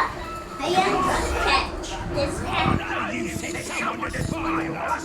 I'll just know it. Mark my words. I'll find him and make him pay.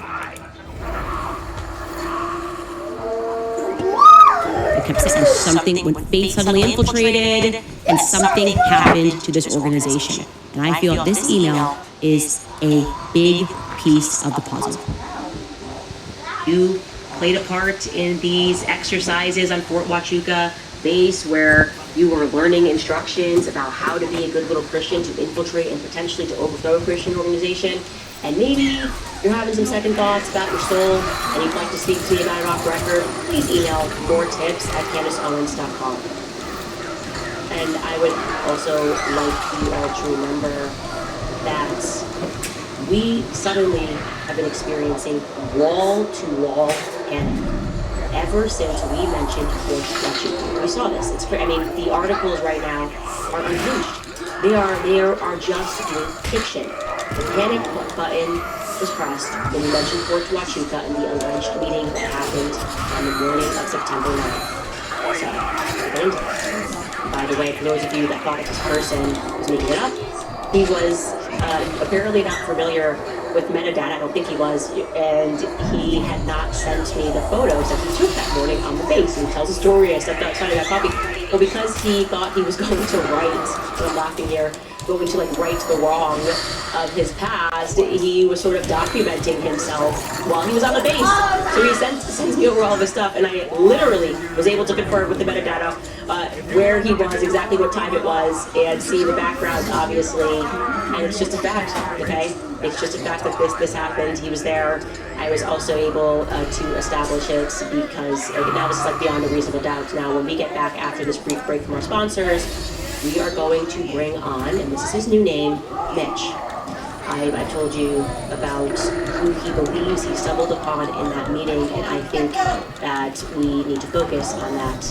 And you may learn more. I know I certainly did. We'll be right back after the break. All right, you guys, when they double down on abortion, you know that we have to double down on supporting life. Through our partnership with Preborn, we can help save babies and support mothers in need. Every day, Preborn's clinics rescue hundreds of babies because when a mother sees her baby on an ultrasound and hears that tiny heartbeat, her chance at choosing life doubles. And now, thanks to a generous match program, your gift will be doubled as well. That means twice as many ultrasounds, twice as many lives saved, and twice as many mothers who are given hope, diapers, car seats, counseling, plus care up to 2 years. If you've heard about Preborn before, but you've not yet taken action, there is no better time to do so than right now. Their work is some of the most important work to help heal our country. One ultrasound is just $28, but you can obviously give 10 times that if you can afford to. Head to preborn.com/Candace to give. Again, that's preborn.com/Candace. I also want to tell you guys about the Wellness Company because what if the sore throat and fever that hit you overnight did not mean that you had to cancel a family trip, miss work, or waste hours at urgent care? Instead, you can just open your medical emergency kit from the Wellness Company, match your symptoms to the doctor-recommended guide, and start treatment immediately. This is not a first aid kit. It is a mini urgent care center right at your fingertips. Inside, you'll find core prescriptions to treat over 30 conditions like COVID, strep throat, pneumonia, plus more. There's no more waiting rooms or pharmacy lines, just modernized medicine right when you need it. Ordering is simple. At checkout, you can complete a short intake form, and a licensed doctor will review it, fill your prescriptions, and the kit will arrive to your home within a week. No one wants to be sick during the holidays. Be prepared. Save yourself time and money. Medical Emergency Kit puts urgent care in your hands. Order your kit now by heading to twc.health/Candace. And be sure to use code Candace to save up to $45 off, plus free shipping. That's twc.health/Candace and use code Candace at checkout. Kit talk. Got a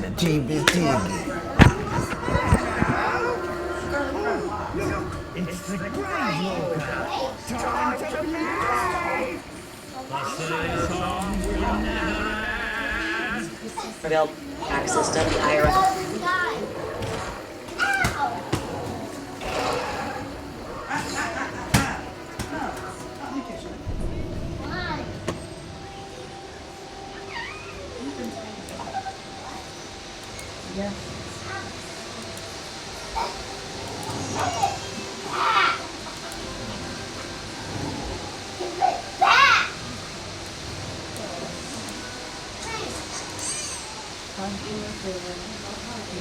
Fastest growing gym in Sierra Vista, suddenly they were forced to relocate and downsize their company entirely. So now it's 2015. They are in their new, smaller location of a gym. And I'm going to read this next portion of the email that I received verbatim.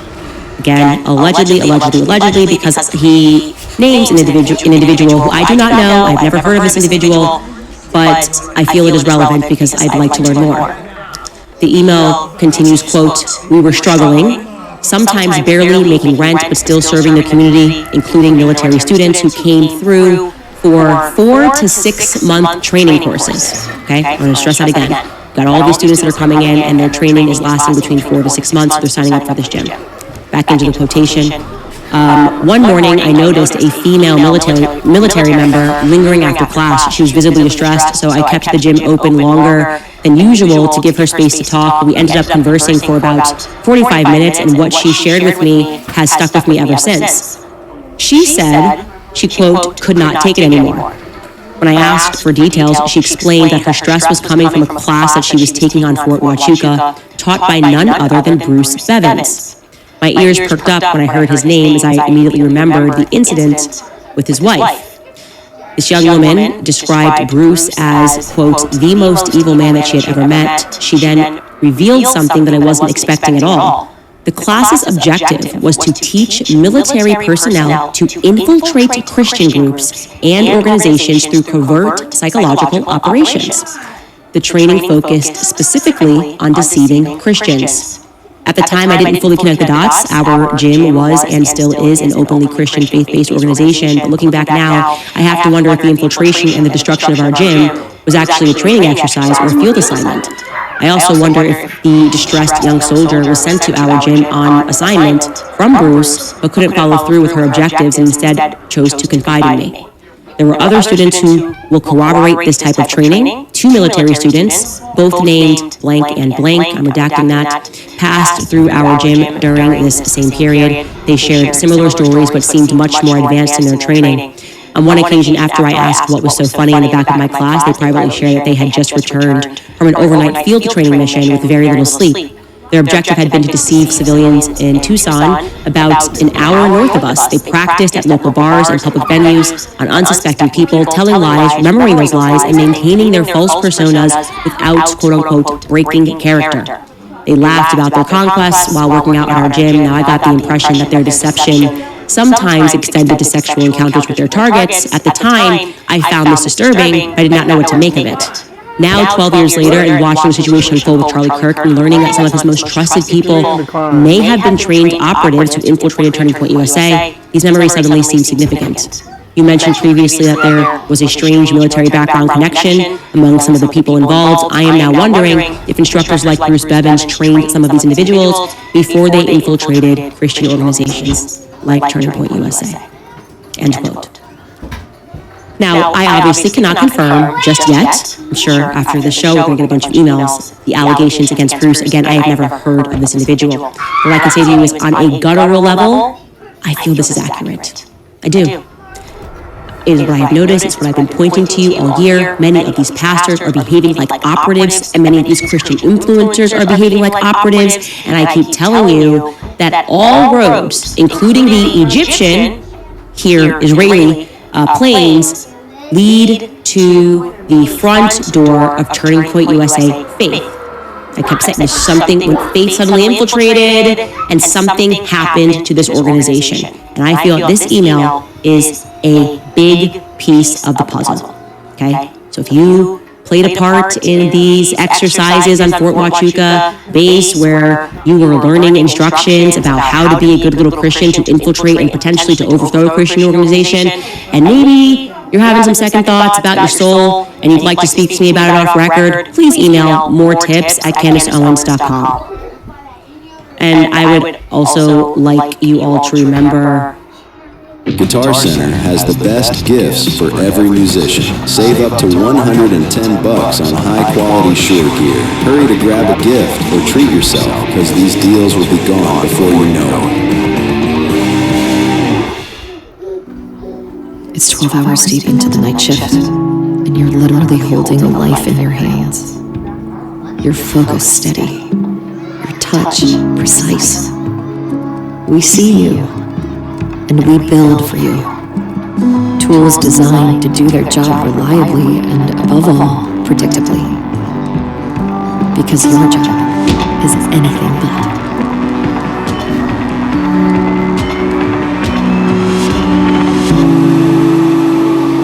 I see you, medical. We see you.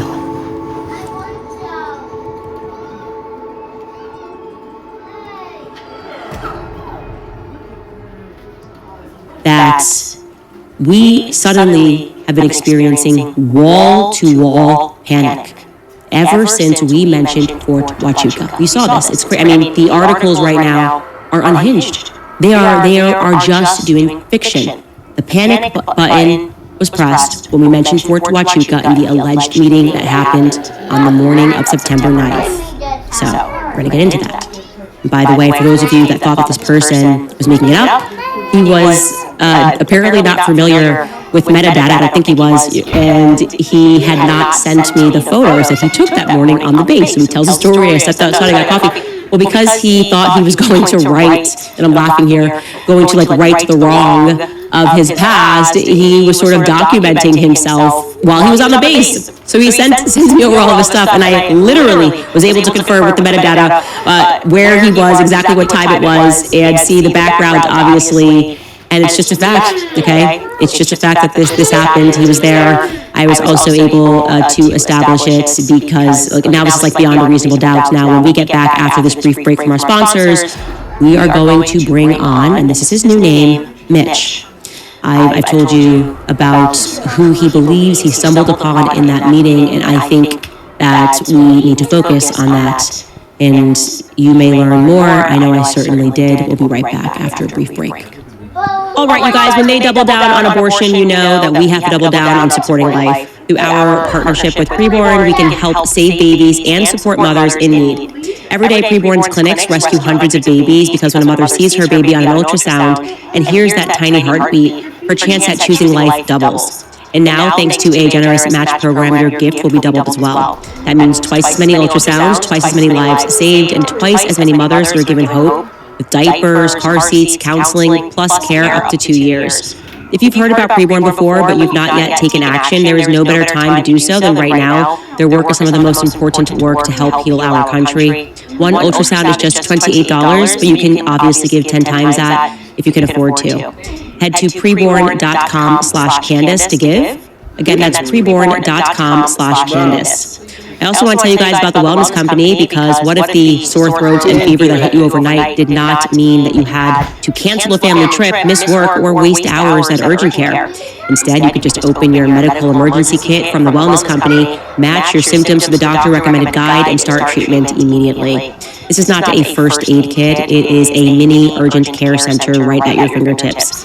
Inside, you'll find core prescriptions to treat over 30 conditions like COVID, strep throat, pneumonia, plus more. So there's no more waiting rooms or pharmacy lines, just modernized medicine right when you need it.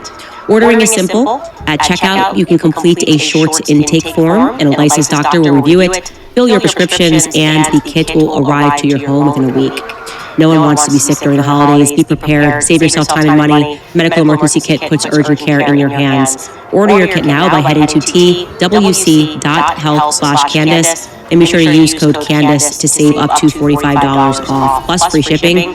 That's twc.health/Candace and use code Candace at checkout. Kits are available, I should tell you, to U.S. residents only. Also want to tell you guys about Tax Network USA, because you might owe back taxes, maybe you've not filed in years. Well, now is the time to resolve your tax matters. With the national conversation around abolishing the income tax system, the IRS is fighting back and proving that it's here to stay by becoming more aggressive than they've ever been. They're sending out more collection notices, they're filing more tax liens, and collecting billions more than they had in recent years. The IRS can take your wages, bank accounts, Social Security, retirement, and even your home. If you owe or you haven't filed, it's not a question of if the IRS will act, but when.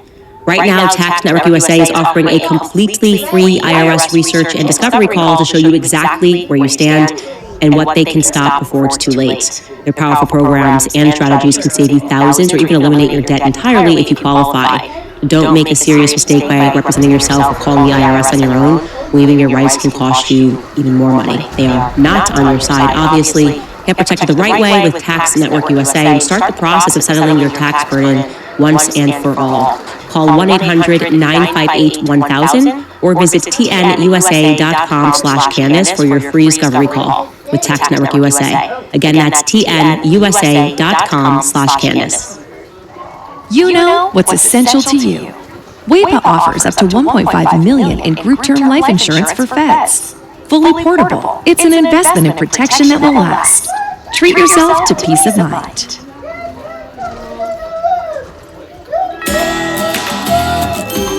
When you've got a classic ride, you make time to work on it, even if it's during your busiest season. And to do that, you need tools you can trust. So whether you drive it every day, or you only take it out on the most important... Can you stop throwing stuff against the wall? What can I say other than the fact that I do just feel on a spiritual level that we have been infiltrated? I'll ask a broader question. Are all of our lives a bit like the Truman Show? Do we have essentially a cast of characters who are performing and pretending And this is what kind of made everybody go crazy after the Turning Point USA event, where Tucker asked the question, where does this guy's money come from? I mean, obviously Barry Weiss is one of these actors. This is clearly an act. You obviously are not intelligent. You obviously are not some journalist that works their way up and broke some important stories. You are obviously an intelligence op. And not so intelligent op. Like, are we living in the Truman Show? Are we all going to work thinking that we can climb the ladder, when in reality these people are just selected and given certain, they're supposed to be certain characters. You're supposed to pretend like you're the head of a tech company, and you're supposed to be super weird and quirky. I'm going to cast you into that role, and then we're going to call you a genius, and you're supposed to pretend that you're this super financial guru like Jeffrey Epstein, and we're going to put you at the head of a finance company. You have no background in this. That's kind of the theme that I'm seeing. Anyways, I don't want to waste too much more time because I do want to bring on Mitch, who apparently has what I would describe as, I don't know if it's the best or the worst luck ever in life, stumbling upon the feds when they're maybe up to no good. Mitch, welcome to my podcast. It's so great to have you here. Yeah, it's wonderful to be here, Candace. How are you doing? I'm doing very well. I obviously, you know the story of how I instantly got the email from one of your friends that just said, you should call Mitch, after I prayed and said, I'm missing a piece of this, please, God, give me a piece of the story. And the first email I see when I get back from church on a day of holy obligation is this email. And so, Mitch, my audience is up to date on what happened to you when you were 20 years old. And I'm wondering if you can just sort of briefly recap in case I got some things wrong. Oh, wow. Briefly recap 35 years, sure. Yeah, we were part of a mission going down to the border of JTF 6, assigned from 10th Mountain. Previously, there had been a Marine Corps unit there. Apparently, they had an incident, and we had to replace them. They wanted a less kinetic unit to be involved. So we went down there in a matter of a few days, and I was the youngest guy on the team, and for the first few days I got assigned to have to do the hard work of putting in the sensors and follow one of the border patrol who was on horseback. Got to learn a little bit about picking up signs in the desert, stuff like that, while we were placing these sensors down. It took a few days. I think we put in like 80 sensors or so along the border, and we were getting they thought it was some glitch signals coming back. Being that I had just gone through the course, I had the most updated information, and what we realized is they weren't glitch signals that these people were being sent out for. It was subterranean, and when I got pulled back to the JTF 6 headquarters, there were discussions of trying to remove the Army. In case your viewers don't understand, when units get put together like this, especially this mission, there's a lot of contention even to this day between the Army and Border Patrol and who gets to take credit and who gets to stay, who gets to go. And back then,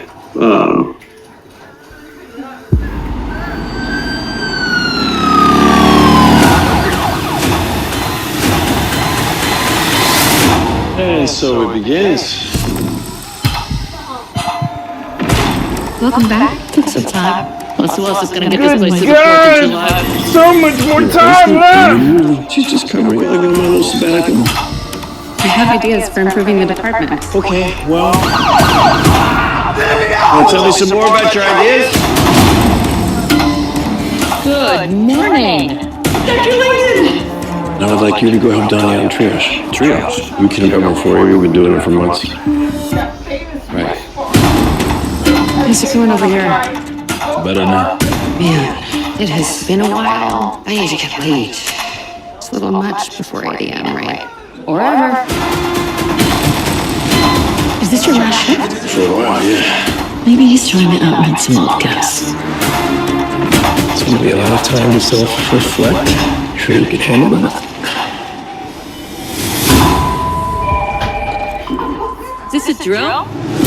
Westbridge Hospital has shut down all the computer systems. Are we next? We're about to go analog. You're a very empathetic soul, but this is the ED. It's not for the faint of heart. What do you need to get some basic empathy back? Charge! Clear! We'll need help from time to time. Need an occasional miracle. The most important thing? I could use a second set of hands. Because I will never stop offering. Warp Patrol, I think they just wanted us out of their hair.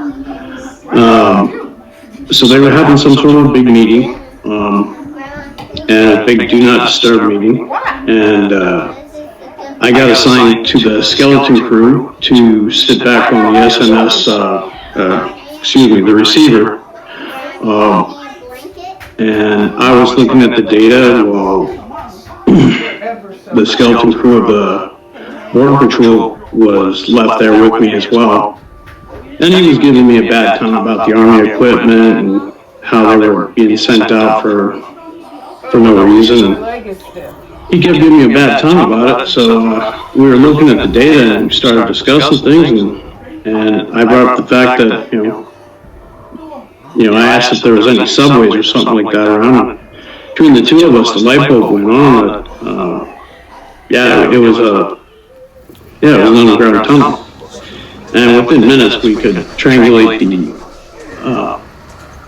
the signals and be able to pinpoint the location. And that's the information I got to hand off. So no, I didn't, go on the raid itself.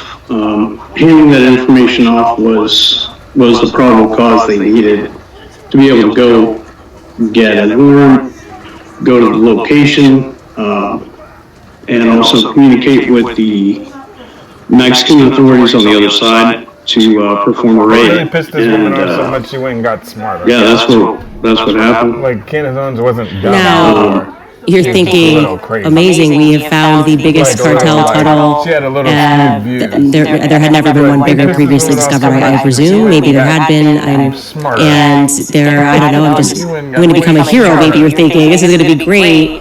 And the exact opposite thing is true, and it's because they eventually find pictures of, was it an American lieutenant colonel? Who exactly? Sorry, I know you told me this.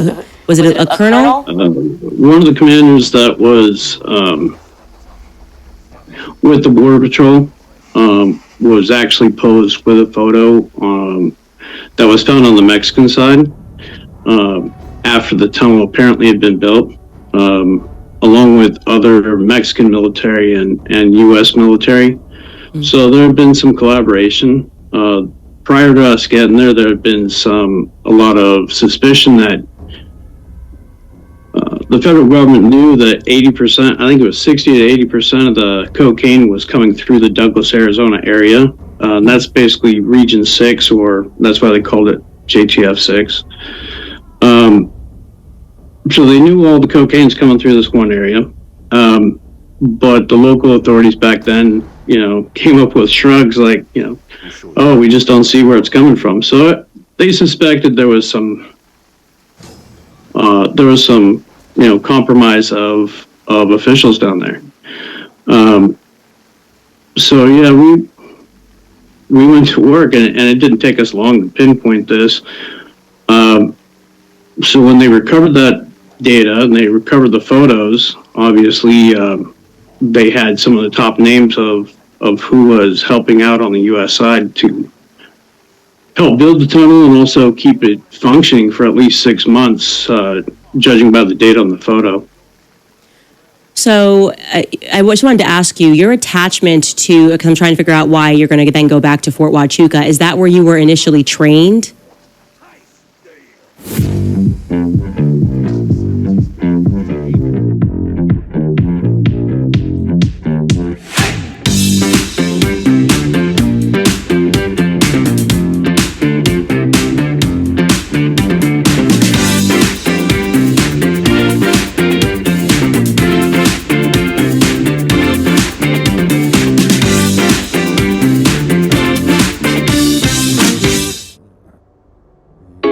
At Sophia Learning, we believe in making education more accessible and affordable for everyone. That's why we offer online college-level courses that are transfer-friendly.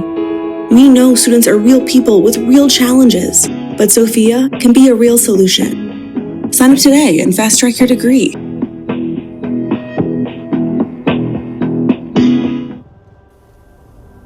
Yeah, I was. It's Fort Okay, so you were initially trained in Fort Huachuca. What then ends up happening is they put you're not allowed to talk. You just get gagged for, is it 25 years the gag order lasted? While they destroyed every layer of your life, fed your name to the cartels, you've been on the run, you've had to change your name. Your family is now in debt, you've been fighting lawsuits, trying to get the government to, I guess, defend you against the cartel gangs. And clearly they're angry because you stepped on their toes, it looks like. I think that's a fair depiction of what happened here, which we are learning more and more how corrupt. And I think the CIA was created to traffic, to be clear. That's my opinion there. But they effectively destroyed your life and gagged you in the process. Is that a fair assessment of what happens next? Yeah, it is. I could probably go into some detail that while we were down there, I got the honor of incinerating all the. It was about a ton of cocaine and a bunch of guns, bunch of money, and then right afterward we went right back to work. And I ended up getting approached with a friend at Noka, Arizona. Not a friend, but another Border Patrol agent. And if it wasn't for him, I was too stupid. I didn't understand why this person was coming up or why they had personal information on me. I was a young kid. It was the Border Patrol agent that caught what it was about. And thank God. He knew what to do. Took me back to base, and they thought it was, something I did to give away my identity. So I was on base for, it was the next day that I got brought into a briefing. And by that time, the photos from the Mexican side had made their way to the American side, and they were able to put together how my information got fed to the other side. As far as cartels and stuff like that, it's just plain corruption at this point. It's thick, and yeah, they have followed me. I've had people come through my windows, and it's not like, I know these are, it's like fantastical stories. We got the court documents, we got the court cases. You've sent them. It's not just that we have those. It's that the work that was done to even try to bury those afterward is pretty substantial. And yeah, I've got 20 years of this, and you'd think, one would think that somebody in the federal government would care, or in any part of our government would care. The more I've gone up the chain to try and get more of these records, as well as get answers to this saga, it just seems like I step on more and more toes. And eventually, that's what led me to going down to Fort Huachuca, was just to get the original records and find out, why wasn't the FBI updated as to what my status was, and, why has this been allowed to, basically use our own laws against me to attack my life. I feel I wanted answers. When I hear the story, it makes me so angry, because it's just too many people that are serving our country, only to figure out that our country is serving some other, the interests of oligarchs, truly.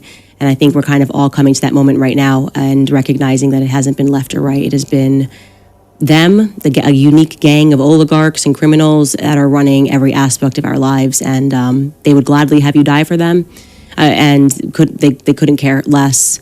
I want to pivot now. So they put you, there's this gag order or non-disclosure agreement, and it is 25 long years, and it happens 35. Pardon me, 35 years. You're told, yeah, you can suffer, the cartels can chase you, change your name, but you keep your mouth shut about it. And finally, in May of this year, this it expires, right? This gag order expires, and you say to yourself, I am going to go down to that base where I was trained. I'm going to go down to Fort Huachuca, book myself into a hotel. I'm going to go to the criminal division, the investigative division. I'm going to get that original paperwork and get some answers to why I feel that my life has been effectively ruined for me having done what I was ordered to do by the government. Modern-day crop insurance started as an experiment in 1938, born from the Dust Bowl and the Great Depression. For decades, participation lagged. It was limited, costly, and failed to meet farmers' needs.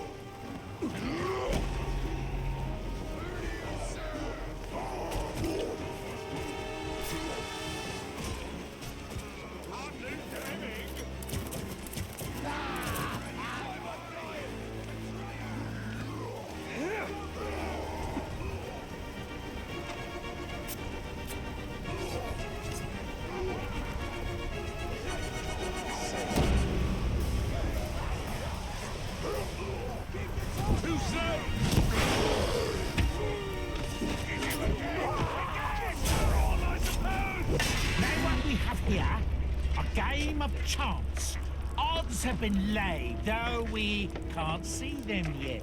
Only way to see what comes up is to play the game. So let's play!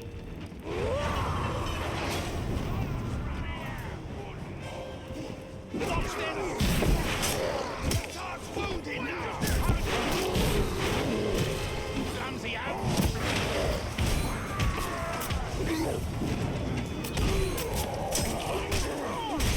Watch this!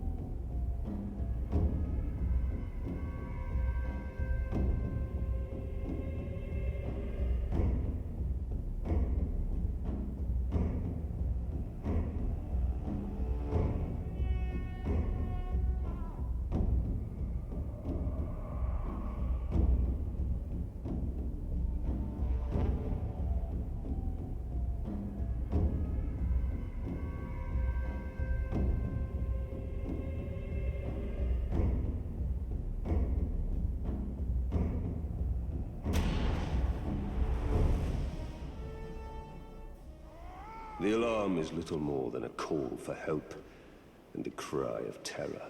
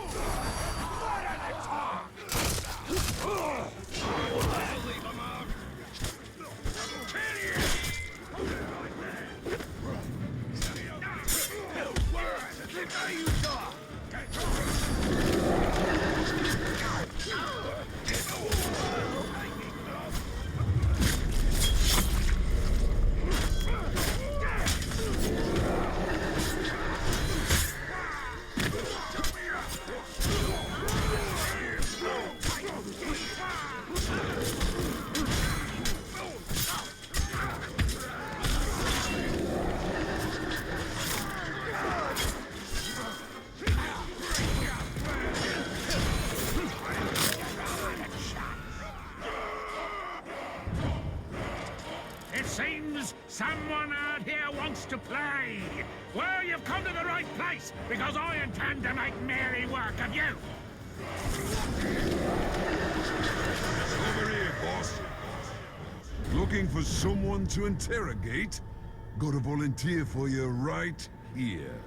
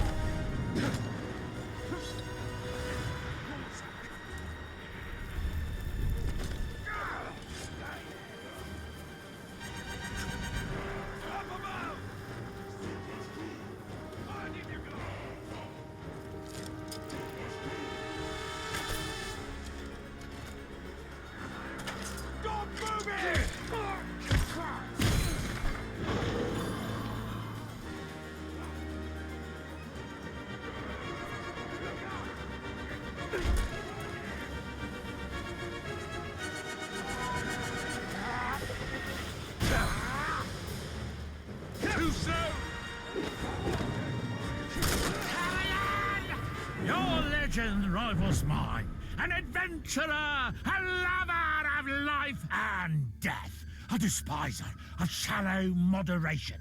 This, my friend, is the beginning of a wondrous journey for you and I. Let us embrace the madness and see who comes out the other side.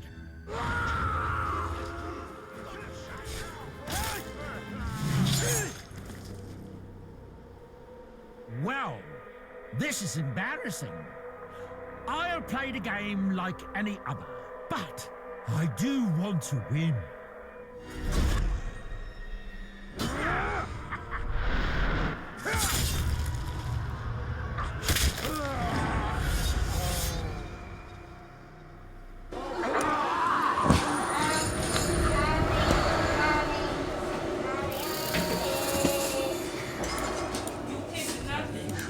So you get to the base, and I want you to address this because there were so many people who were like, there's no way you could have gotten onto the base. Obviously, you sent me your military cards, and I think you can show a picture of that.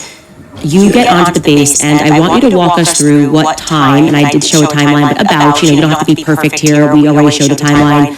but like you get to the base and just kind of what's your general mood. And this is on September 8th, the evening of September 8th at the Candlewood Inn and Suites, which you have given me all the documentation for. Okay. Yeah, and getting into Tucson, there was a little bit of a issue getting the rental car and stuff, so that took a little while, a little bit of a delay, but we made reservations ahead of time for me to be there. And yeah, I get down to the base. For those that think that people can't get on base, no, typically you can as long as you have your ID, your insurance, and you have a purpose for being there. I certainly did. That's why you can show that documentation as he's speaking. I'm sorry, go ahead. So yeah, we made reservations, and I got to the hotel. I had it was sort of hard to find, but once I found it, I sort of recognized it because it was that was actually the barracks that I had when I was there in AIT training, but they had converted it. So yeah, that was pretty cool. All of a sudden, I stayed in the same barracks. A really nice place, by the way. Wonderful beds. But yeah, I check in, and as I'm doing that, you can tell that there's regular military people, young kids that are there, probably just checking in to post, stuff like that. There were a couple people that stood out, and they're a little bit older, and as I'm checking in, one guy that was sitting on the couch, he just had a sheen to him. Looked like he had a professional military sheen to him. If I had to guess, being a Special Forces guy, I would have guessed that he's ex-Special Forces, probably doing, something down there, probably contract. He was definitely waiting on something. And age about, just so we can get a description, age? I'd say 33, 40, about there, give or take. I wasn't there to check out people or check ID cards. I just happen to know, and veterans, especially SF guys, when you notice somebody like that, I almost had the impression, so much so that I was going to go up and ask him what group he was with and say hi and thank him for his service. I didn't really get that chance. So as I'm checking in, then I go to my room and then come back out. He was joined, and joined by a female that you can definitely tell when how do you put it, when people are well off and they're dressing down. She was definitely dressing down, and it was very well kept. The one thing I noticed about the woman that really stuck out to me was her eyes, and I have an ex that has caused me a lot of problems. So when I see someone with striking blue eyes like that, they stick out. And I was on the phone with my wife here, and I even told her about it. I said, "Oh, geez, somebody has those kind of eyes." It creeped me out a little bit, and it had nothing to do with that person. Just, life is what it is. But as I was checking in, I was going to go back and actually talk to that person, the guy, and this season on Pluto TV. I need a vacation. The holidays are brutal. Kick back with blockbuster movies you can stream for free. Season of Feedings on Pluto TV. Stream now, pay never. My kidney disease is genetics all along. I always think about the generations that are coming behind us and how important it is for us to ensure that they're armed with what they need to survive in their generation. Yeah, between me at the front desk and then going back to my room one time and then coming back out, I was going to go to dinner. They had gotten into, there was a vehicle parked out front, big green truck. It looked like a real shiny GSA type. And yeah, they were getting into that vehicle and driving off. And that night I went to dinner at some, a little bit crazy. The people in Sierra Vista, they can probably verify there was a Mexican sushi place in Sierra Vista.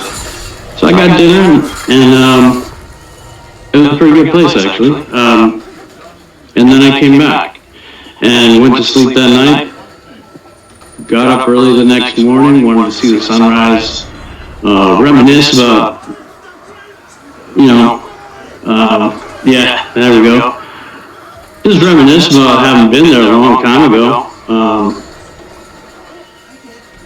And even stopped to talk to some of the police. They tried to give me directions to CID, but the buildings there are they're sort of old World War II, and they're also built on top of the foundations of like almost Alamo era rocks and stuff. And some of them aren't really well marked.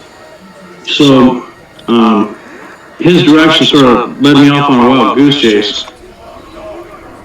And I'll interject here while you're having a sip of water that this is when you accidentally take a video and it's 18 minutes long while this guy's giving you directions, which you've sent everything over. So there's no question you were here and everything happened because you tried to document this thinking you were going to get some justice from the past, and I will let you continue telling the story. Yeah, I was there to get help. And I was really figuring some people would have, have some answers for me. I couldn't find a CID, but as I'm wandering around, and I finally decided, I need to get some coffee and wake up, maybe have a little breakfast. I noticed that there's some signs there that say JTF, and JTF headquarters. I went in a couple of the buildings, there was nobody there yet, so I continued on, went and got coffee, ran into some 10th Mountain people there. They said they were there for JTF. We sort of talked. I bought them coffee, I think, for the service. I asked where there would be a headquarters that I could go to speak to someone. They tried to explain it to me. I forget, they gave me a building name, and I don't necessarily we don't want to disclose that kind of stuff, but I went right back to the front gate, and as I came in, as they scanned me in with my ID card, I asked the gate guard there, where would this building be, and how would I get there? He gave me detailed instructions on how to get there, how to wind around to get to that building. So I did, and it was obviously a temporary setup for this new command down there. There was no gate guard. There was, I think they did have some barbed wire around the field in the building, which made me hesitate for a second, but it was a parking lot. So I just went in and parked. I was on the phone with my missus here and told her, we'll see how it goes, we'll see what they say here, and I'll call you in a few. I ended up not being able to call her back for about 7 hours. And you can, being in the military for a while, you notice when there's a lot of high-ranking people around. And you notice when there's a little bit of a buzz. And I walked in there. I didn't know if this was just a new type of armor that I haven't seen for a while. But I walked up to the front desk. I sort of told him what I wanted. I initially talked to one captain for about 5 minutes, and then he stepped back out. He was going to go get someone. I stood there at the front, and as I did, the guy that I thought was an XSF guy, he had walked out from wherever it was, and he was sort of walking out to the front doors, and he stood there for a while waiting. And then 3 more people came around, civilian dressed, and one, he looked like a congressman, had the pin, had the flag, congressman suit, and there were a couple of people next to him. Obviously, they were trying to talk to him, and they were sort of palling around, but it was also sort of serious. And some of the military lieutenant colonels there and the unit sergeant major escorted them out. They got into one of the GSA's. For anybody in the military that knows about GSA, they own everything in the government. Could you, sorry, for those of us who don't know about this GSA, just to break it down for us, I'm sorry to be so ignorant. What does that stand for? What was it? Government Services Administration, or okay. I forget what it is. No worries. What they basically maintain all the property for the U.S. for the federal government. Okay. So if you're in the military or if you're in the federal government and you need a vehicle, basically you go to one of the GSA places, and it's like renting a vehicle at Enterprise or something, but you have orders attached to it. Some of those vehicles they're reserved. At any GSA where they have VIPs that come in, for those in the know, they keep a reserved set of vehicles, and they're extra shiny. They're like new off the lot. Their tires aren't worn very well. So they all got into one of those vehicles and they left. The sergeant major came back in. Him and I was teasing him about his tabs and how he didn't have his long tab. And, I think he had a Ranger tab, airborne. Or no, he didn't have airborne. He had air assault. Anyway, I was teasing him about some of that. We were supposed to go back and talk to him. I was finishing signing in when, a couple more captains came around the corners and they escorted me way out. They wanted to take me out of the building. I thought I was getting arrested, and I didn't know what I had done wrong.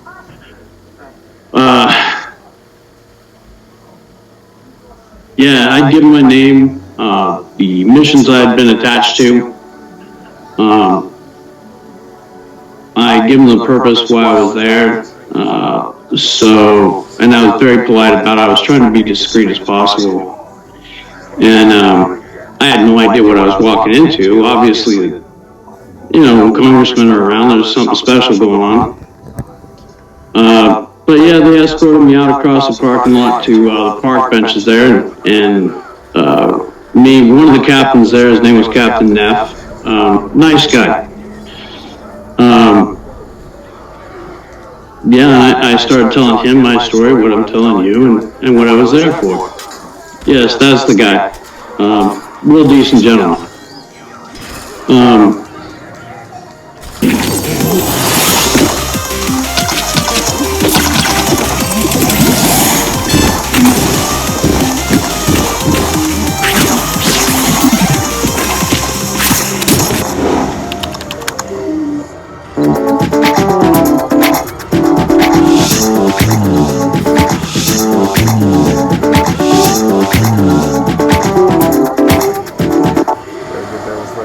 And as we sat there, the other captain went in, was going to get the sergeant major, and I don't know exactly what happened, but before long, there was a bunch of cruisers pulling up. There were police officers from different levels of the government. I couldn't tell you all the different types of law enforcement that were there surrounding me, and sort of putting up a wall between me and the front door. I did catch that there was yet another, I don't know if it was the same GSA vehicle returning or a different one, but that did pull up to the building. I couldn't see who got in it. And it ended up sort of a big deal. They kept interrogating me, trying to gaslight me, ask me about what I was there for, like I was some sort of a spy. And then they mentioned a bomb threat. They wanted to check my vehicle. I mentioned that because I was in special forces, obviously I must be some sort of a bomb threat. And for me, I just figured this had to be some sort of a false flagging that I've encountered from before. Some sort of residual effect from that. You're just thinking, this has got something to do. This has been 35 years running. The government's corrupt. It's all about me fighting this cartel tunnel, and this is just going to be the story of my life, never getting any justice. That's what's going through your mind. And at this point, people in the government start pointing guns at me. My house has been swatted and stuff like that. I just roll my eyes. I literally... Sorry. I was just throwing my car keys out. They wanted my car keys. I chucked it over and said, if you don't mind, park it closer, because my bones are getting old and it hurts. I don't want to walk that far. So sad. So Captain Neff was really nice, and I asked him what this was about. He tried to shrug it off and say he didn't know. There was another lady that seemed to be conducting what this overreaction was. And she was she was in plain clothes, undercover, big sunglasses, Hispanic woman. If I had to guess, probably Secret Service or something like that. She didn't want to approach me directly. She was directing how other people would approach me and ask me questions, get my documents, stuff like that. Eventually, they said, okay, we're going to take you to another location. They took me to, they finally showed me where the CID building was, I guess. Put me in there, and they recorded me for a while. Asked me a few questions. They were very concerned about the next 24 hours. Like, they wanted to make sure, I don't know, maybe that I wasn't there for some other purpose or related to something. It was pretty odd. They didn't answer any of the questions I was there for. They didn't give me the documentation they wanted. They did give me a report number to go ahead and you went ahead and I gave that to you. You did. We'll see what that says. But they were looking for any excuse to try and hold me up for like 24 hours. And that 24-hour number kept getting repeated by them. And then eventually, they didn't have anything to hold me. I wasn't harmed to myself or others. I wasn't there to, spy on anybody. I really just wanted to get records and get out of that desert. As reminiscent as it was, the place creeps me out a little bit. So, once they said you have to stay off base for 24 hours, don't worry about it, I ain't coming back. Got to Tucson, stayed the night there in a hotel. Never got a refund on my Candlewood suite,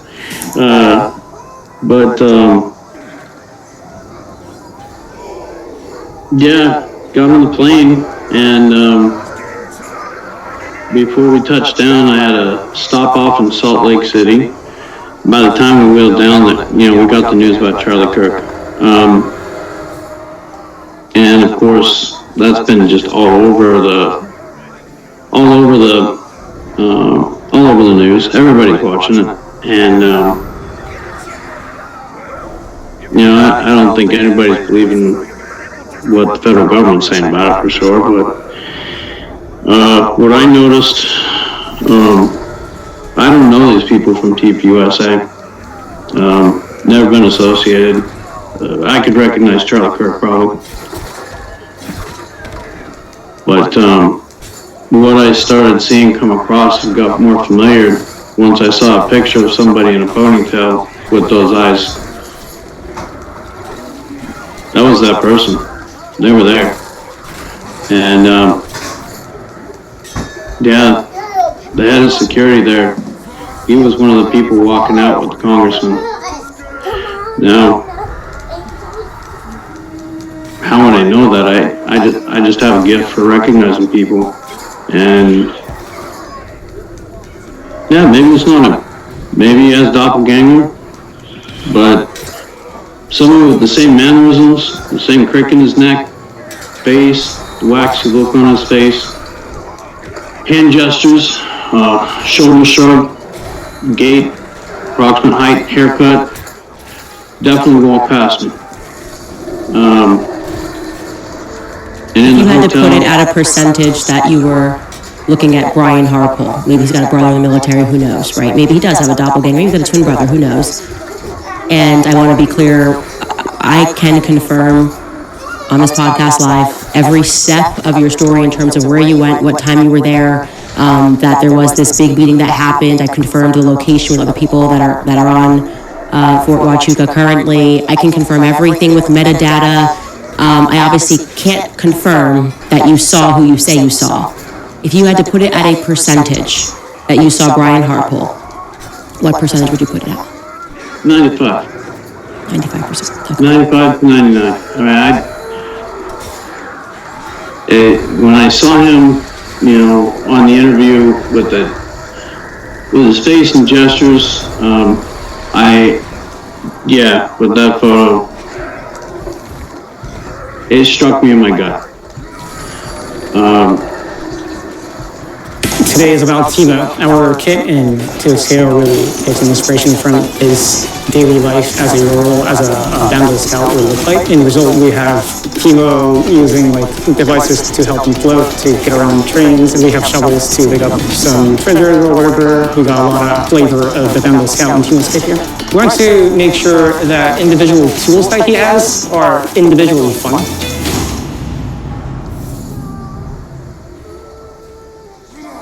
Boost Mobile now available at Walmart. Get our best prices on new devices like the Moto Razr and the Samsung Galaxy S25. Plus, get unlimited data, talk, and text. Buy and activate a phone with Boost Mobile at Walmart today.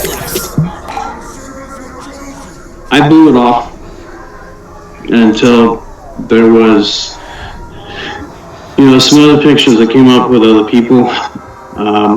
What other people? Other pictures? If you want me to say it, there's a picture of Erica Kirk with a ponytail, and from her past.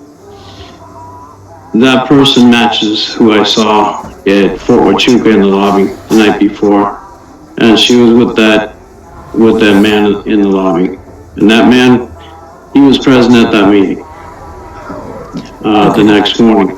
If you had to put it at a percentage that you saw that the girl in the ponytail matches the description of Erica Kirk, what percentage would you put that at?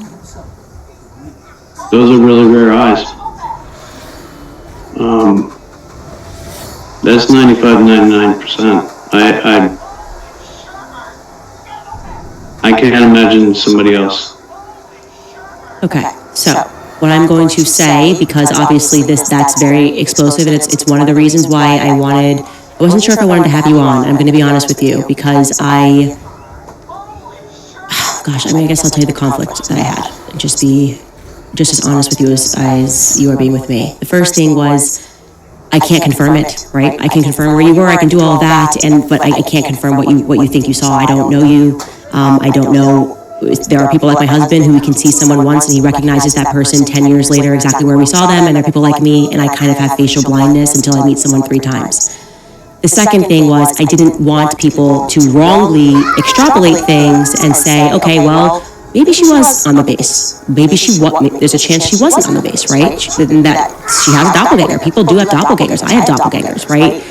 Well, let's say she was on the base. Let's say you're right, and you saw her. This is the night before. This is on the 8th. Maybe she was in the hotel, but maybe she was there for a different reason. Maybe she was there because she's always been open about the fact that her mother moved to Arizona because she got involved with the military. So that could be totally unrelated to the meeting that took place on the 9th. And I didn't want to, but then I said to myself, this man has lived through so much. You know what I mean? This man has lived through so much, and I would be turning my back on this, really a hero, discovering the cartels, who's lived through so much and has been treated like the government. And then I struggled with my own soul going, I'm turning my back on him because I'm afraid of backlash for allowing him to tell the truth. And my soul was in conflict. And I decided that, you know what, this is not my platform, okay? I genuinely believe this is God's platform. I am a conduit. I don't know why I have a platform. And I don't know why you have this luck in life. I really don't. I don't know why these things happen to you or why they happen to me. But I know that my prayer was very intentional that night, that I received that email. So I'm going to allow the internet to hear your testimony, hear what you think, and I also want to show them a picture, because we did look through some congressmen, and I didn't tell you where they were congressmen from, but there is one that you thought looked familiar, and I am going to show that picture of him now. This is, and Skylar, someone's got to get in my ear because I'm blanking on his name. Mark Amodi, is that right?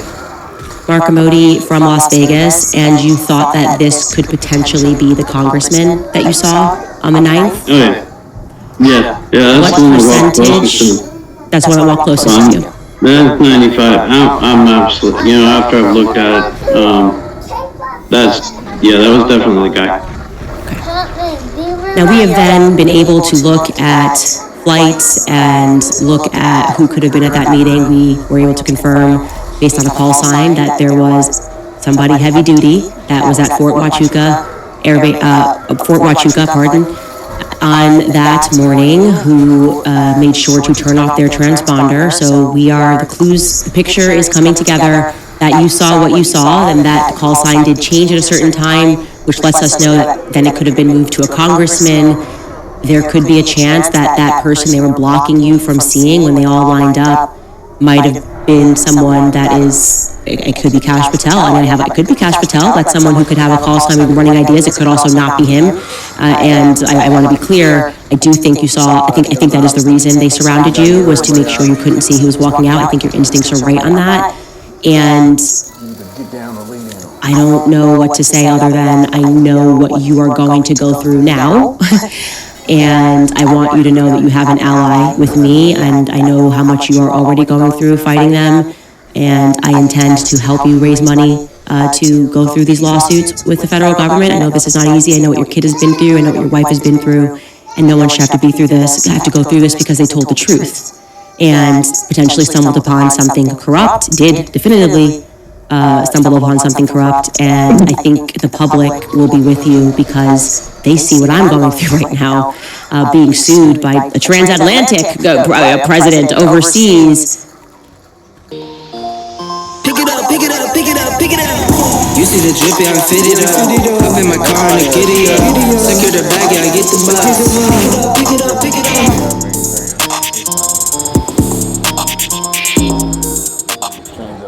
Your unlimited or pay-per-wash membership can be used at any Tommy's Express location nationwide. Your vehicle is recognized at any app lane you visit. Our license plate recognition system ensures that you are on your way to Washi in seconds. Check ahead before your next business trip, road trip, or snowbird journey to your winter home, and find a location at your destination or along the way. We can't wait to give you the same... For just trying to tell the truth, and I just want you to know that, I know that this is hard for you, and given everything you've been through, but I am here with you. I'm going to fundraise money for you, and I'm here for you and your family through whatever comes next. Oh boy, that's really wonderful. And I've told you, thank you. I'd like to see justice. I'd like to see our government being honest again, or some level. I don't know why I was there, or why I got to see what I did, or how I happened to walk in on something. I wasn't there to,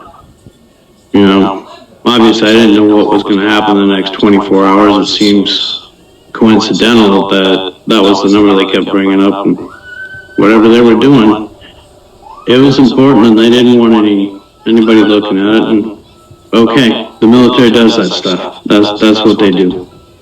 I thank you, for everything, but really, after hearing some of the other stuff, hearing about some of the threats against you, and I watch some of the other podcasters, Valhalla, really good guy, even if he gave me a bunch of crap about stuff. Fellow brother there from First Group. He had, when he interviewed the French Foreign Legion, he got to learn a little bit about sometimes how, in the intelligence world, how things cross over. And other countries are a little bit dirtier, and they borrow resources from us. Fort Huachuca is one of those places they would have to have done that. And when I had to pray myself and be on. I tried to.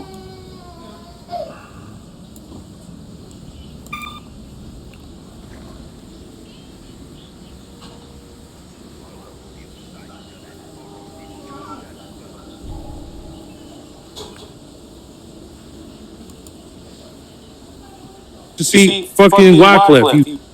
To see fucking Wycliffe. You be with Jack, Scooter, Tut, Henchman. You see, oh shit, these niggas look like 3 niggas you don't want to see at night. I'm gonna tell you the craziest thing, right? Those guys, I swear to God, I don't know why. I'm not really. I know everybody think I cap and all that, but I be standing there with $2 million a jury, telling jokes to Haitian Jack, the nigga Crybaby, all them niggas, them crazy niggas, right?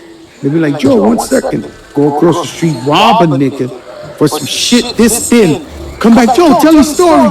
Like, yeah, you know them niggas, this pussy nigga, this, fuck Joe, you crazy, this. They never tried me. Like, I used to be in front of them, loaded with jury. Them niggas, I used to be like, what? They be like, yo, you see the rap, I'm going to rob him right now. I'm like, what?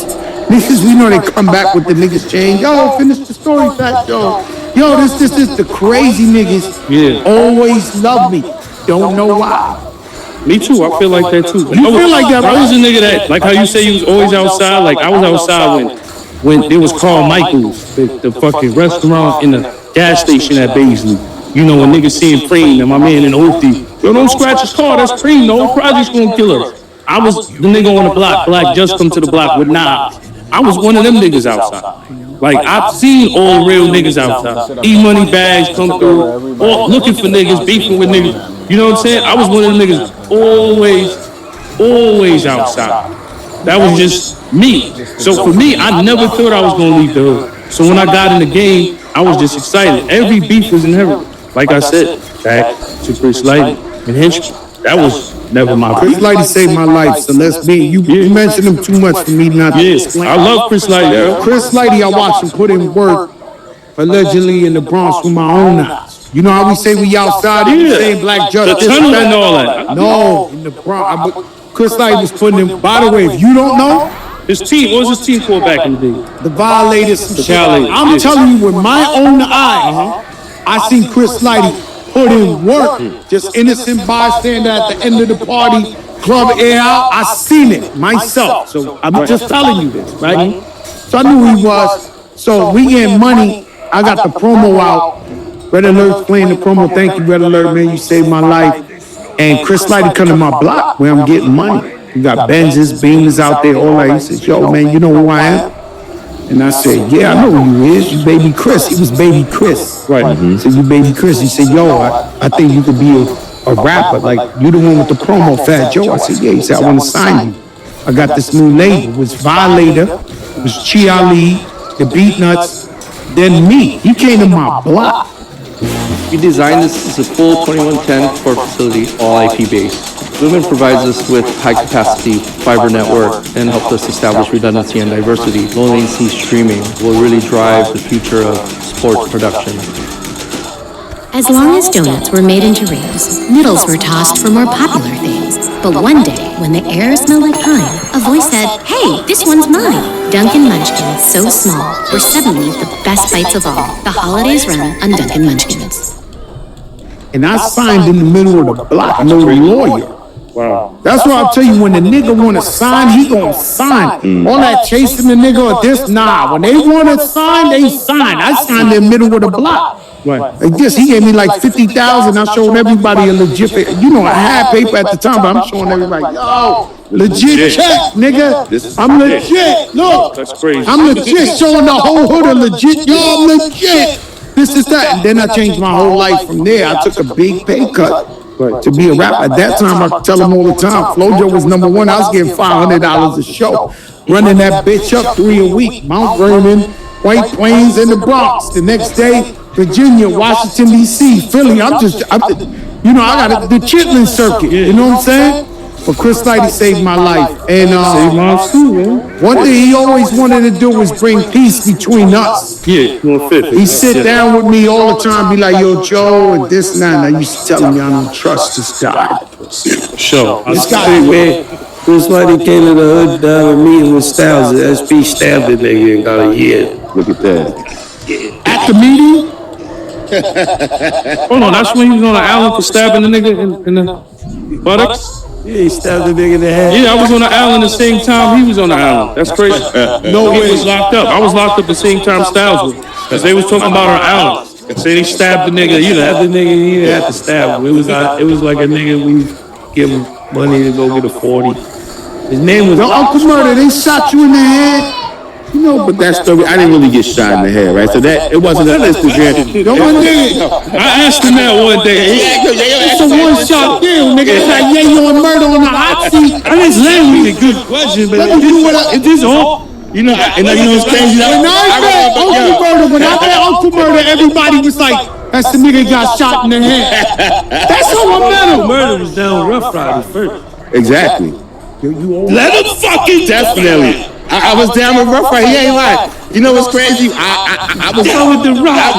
I was like, he's shooting at you again. He's shooting at you. Nah, that's a flag. You shooting my man. He got us the deal, man. I definitely down with double A. Anybody? Nelson Mandela's from the Bronx. Sylvester Stallone. You didn't even know it. You from Southside Jamaica. It ain't from the Bronx too. Yeah, I got no wins up here. I'm Haitian. Murder was down with. I was down with Rough Riders first. That was my first home. You know what's crazy? I was on the run for a shooting. Allegedly, I shot somebody. Allegedly, right? Real talk. D loved it, that shit. Loved it. So I'm on the run for a shooting. I go to Hot 97 because I hear these guys on the radio. I hear the locks. I'm like, damn, if anybody can relate to my story right now while I'm on the run, it got to be these dudes. All the shit they talking, we are the streets, it got to be them. So I tell my uncle, yo, we got to hurry up and go to Hot 97. The locks up there right now. This is the opportunity. This is my only opportunity. I'm on the run. I got to see them right now. He's like, so you had to go to work the next morning too. Like, all right, fuck it, let's go. My Uncle Pete. We go up there, never forget. I don't know if your leg was fucked up or something. I know you was already in the van at the time. Yeah, this shit, he got them Kenny Smith shits on. Nah, I'm not Kenny Smith. Kenny Smith. Shut up, real talk. I had them, so I catch them up there. By the time they coming out the station, it's D, Styles ready, like yo kissing the van, but I spit some shit. Styles is grabbing the nigga, yo D, this nigga is the truth. Bring him with us. Bro, he bring me in the van to see Kiss. I spit some shit, kissing it. Kiss like, yo, take my number. Bro, real talk, the first time I called Kiss, I didn't even know what the side just called. Like, yo, it's me, Murder. They're like, yo, what's up? I'm like, ain't shit, I'm about to go to the studio. All right. I'm like, all right. I really didn't even know what to say, because I'm still trying to catch up on shit. Real talk, so. But the nigga D had me in the studio just around the shit, just watching. They were doing the compilation first at the time. Just watching everybody. I was actually supposed to be on the shit, but my man, he ain't here. He's like, yo, man, we gotta get back to the block, man. You street shit. Like, let's go to the block, nigga. These niggas taking mad long, so we went back to the block. At the time I got grazed in the head. For you uncontrolled nasal polyp sufferers, Dupixent is an add-on treatment that invites you to go beyond. Dupixent goes beyond your nasal polyps by helping block a key source of underlying inflammation that can cause them. It shrinks nasal polyps and can help you breathe better with less congestion, so you can go beyond too. Severe allergic reactions, including skin reactions, can occur. Get help right away for face, mouth, tongue, or throat swelling, wheezing, or trouble breathing. Tell your doctor right away if signs of inflamed blood vessels like rash, chest pain, worsening shortness of breath, brown or dark-colored urine, tingling, or numbness in limbs. Tell your doctor of new or worsening eye problems like eye pain or vision changes, joint aches and pain, or a parasitic infection or asthma. Don't change or stop other treatments without talking to your doctor. Go beyond and do more with less nasal polyps. Ask your doctor about Dupixent. So, are you a holiday person? Who did you get? We've got the March one in function.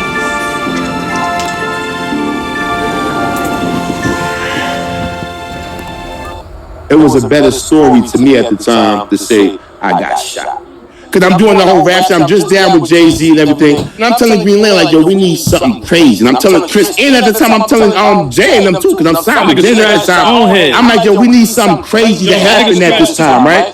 So when niggas did shoot the car, I'm like, What nigga say he got shot in the head? Listen, I'm telling you, they introduced you to me, yo, this fucking murder, nigga got shot in the head. He's New York, nigga. So, all right, go ahead. Nigga shot the car if I was there, but I guess the gun wasn't as like. Thank God. Of course. Thank God. But the bullet, I guess, hit the glass, and the glass cut me a little bit. So then you had glass from the car too all over my face, so you and a little blood. So as I'm in there, that's when you did your photo shoot at. I'm like, you know what? Just the blood. As I'm in the ambulance, the guy said, "Yo, did you get shot?" I'm like, "No, I didn't get shot, but there's a bunch of blood on my face." Even hip hop police, the curly head detective, he came. Curly head Sean, he came to the hospital. He said, "So what the fuck happened to you?" I said, "Yo, man, police shot me, man." He said, "You play too fucking much, right?" I said, "Yo, fucking police shot me, man. This is all is written up in all. I'm like, yo, police shot me, man." He said, "You didn't get shot though." I said, "Yeah, but that's a better story." I said, "Police shot me." He said, "There's nothing going on with you." Because it was just glass, it's like on my head. But I feel like at the time saying I got shot in the head was like you said, 50 got shit going on. I'm like, this is a Superman. What nigga says they get shot in the head? I remember Angie Martinez and you. Y'all was on the radio, and she was talking about that. She said, "Hey, you heard about Mr. Burger getting shot?" You said, "Yeah, that guy's like the fucking Terminator." I'm like, "Yo, this is perfect. This is what I'm looking for." You know what I'm saying? So I'm like, "Nigga, I'm beefing. I get shot in the head." Allegedly. In front of my moms, I got like everybody had that. Everybody ran with that. That's the story I was running with. Like, this is a good story right here. If niggas think I got shot in the head and survived, they got to go crazy. How many times niggas beef with you? He was slightly capping. So he was capping, y'all. So he was capping at the end of the day. Yo, where's the flag? He was capping. He was capping, man. A nigga needed some promotion back there. Definitely. I remember I told Miss Info. I told Miss Info, I said, "Yo, when the bullet fall out my head, I'm gonna give it to you." You can ask Miss Info, thought I had a bullet for her. I said, "Oh, you to check back for the guys." Probably about 6 months later, she checked. Y'all gonna let him pass with that? Miss Info. Y'all let him pass with that cat. That's how I'm telling you what it is. I'm telling you that. That's like a dad hat. It ain't like a cat. There you go. He had a little bit of fragments. There you go. A little bit of shit. It was glass. Glass did come. Some niggas cap is got nothing. Yo, when this episode, I want you to play back the record of him rapping when he said he got shot in his head. Oh, for sure. Put that on the playback so people know. I met this nigga somewhere, and he said, "Hey, I'm like the murder. The guy who got shot in the head." Get fuck out of here, John. What's that nigga from East New York? Yo, Joe capping with that shit. Now he capping with that shit. Now he capping with that shit. Sonny introduced me to him. Uncle Murder, the guy who got shot in the head. What's up with your man? Who that? Tell him Blanco sent you. I said, "That's to my guy White." Tell him Blanco sent you. That's to my guy White. Like the other day at the Having ratio. You know, he actually hit me to come out to that too. He told me I was going to be out there, that shit was legendary. That shit was legendary. Having and Raekwon pulled had a legendary concert the other night. MOP, Locks, Meth, Ghost. Shit. Yeah, like that gave me a time to Don't you love that? man. Don't you love that? Like the super. It's like when you look at all these artists from like when we started, y'all started. It's like artists was like a superhero. Like y'all could still go overseas and conventions. Like I see J. Rue the Damager overseas, bro. Still eat. I see KRS-One overseas, bro. Everybody eats. Yeah, it's just crazy, but Smokey Robinson still performing at 85. Your fans We gotta stop aging out. We gotta stop making hip hop like. you feel like the new music is microwave music or no? What? You feel like it's microwave music? Yeah. Yo, right now, you know what it is. We look crazy listening to that shit. If you pulled up to me in the fucking truck and I'm playing some Iggity, Viggity, you gonna be like, yo, this He be bumping Then that. I see older dudes bumping that shit. bumping that gun and shit. Listen. He be bumping that gun and shit. Don't let him fool you. I'm music. Listen, I listen to all kind of music. You know what I was listening on the way here? What? Niggas done started something, right? Niggas done Because I always Okay, now you look, hold on, let me talk. Now Because I you always want to ask Jada, right? When you hear that, or ask y'all, who the fuck? That's like Sheik went crazy on that. He went crazy. Mace, Styles, everybody. DMX, rest in peace. She built them a lot. So my whole thing is like, who the fuck? That's the most controversial question. Who the fuck had the best verse on there? And I felt like you and Mace was getting at each other on the record too. At that time, at that time, Let me give you the. just keeping it real. When I feel like Sheik won the Benjamin. we was making them. No, but niggas have started something. Come on, bro. When we was I feel like making he said that. He said said he did. No, he did, because he got the I feel like she took vengeance, bro. But I'm talking about niggas that spot. So on the publishing side. But listen, Niggas done started something. Stay on that record. we was Stay on that record. those records.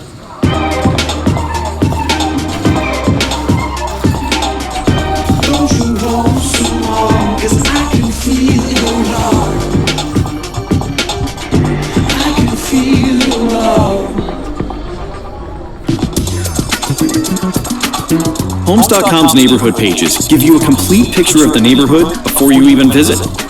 Just tap the neighborhood button, then on the neighborhood you want to explore. We've curated comprehensive guides with professional videos, images, and write-ups. Explore the schools, parks, demographics, and more. Plus, you'll even find expert agents in the area. Find your dream neighborhood on Homes.com. We was all together at the same time, so everybody was going. We made that record got recorded. Everybody verse right there, not one of them. Tomorrow, sitting at the Kansas, sitting at the Harlem. You was in the studio with Everybody everybody. hanging with us every day in YO, X, Mace, Locks. We was all in the studio every day for months. We made that, and that was one of them shits. You trying to kill whoever go first. So you was trying to kill Mace on that record? Because y'all sound like y'all was Niggas trying to kill whoever. Just saying, it sound like y'all was doing that. everybody. Oh, okay. No, it wasn't. I was trying to kill Ed. What you gonna do if they put you on the court with Jordan, Ron, Kobe, Shaq, Tim? Trying to go in. You don't want to be fucking. Niggas done started something. That's one of them ones. That's definitely Is the fact we was all there. Know what I mean? With the new way of music, it takes something out of it. If I gotta send you in Malibu and I'm in Southside Jamaica, if we there together, I don't care what's happening. It's gonna suck the enemy in that heat. Or even though some third is the only way they might gonna do that fast. Something might be going on, but if there's a chance you could be in the studio together, it's always gonna sound. I was in the studio with Big though. For real, I just always wanted that. Illest nigga. He had bar. He wanted. He never They wrote. needed his studio. He wrote sometimes. I got it. He wrote on papers. I have like a quarter of Smoking Line Optimals. That verse, I got the other paper. Can I buy that? Hell no. Yo, I can't lie to you. I never said that. I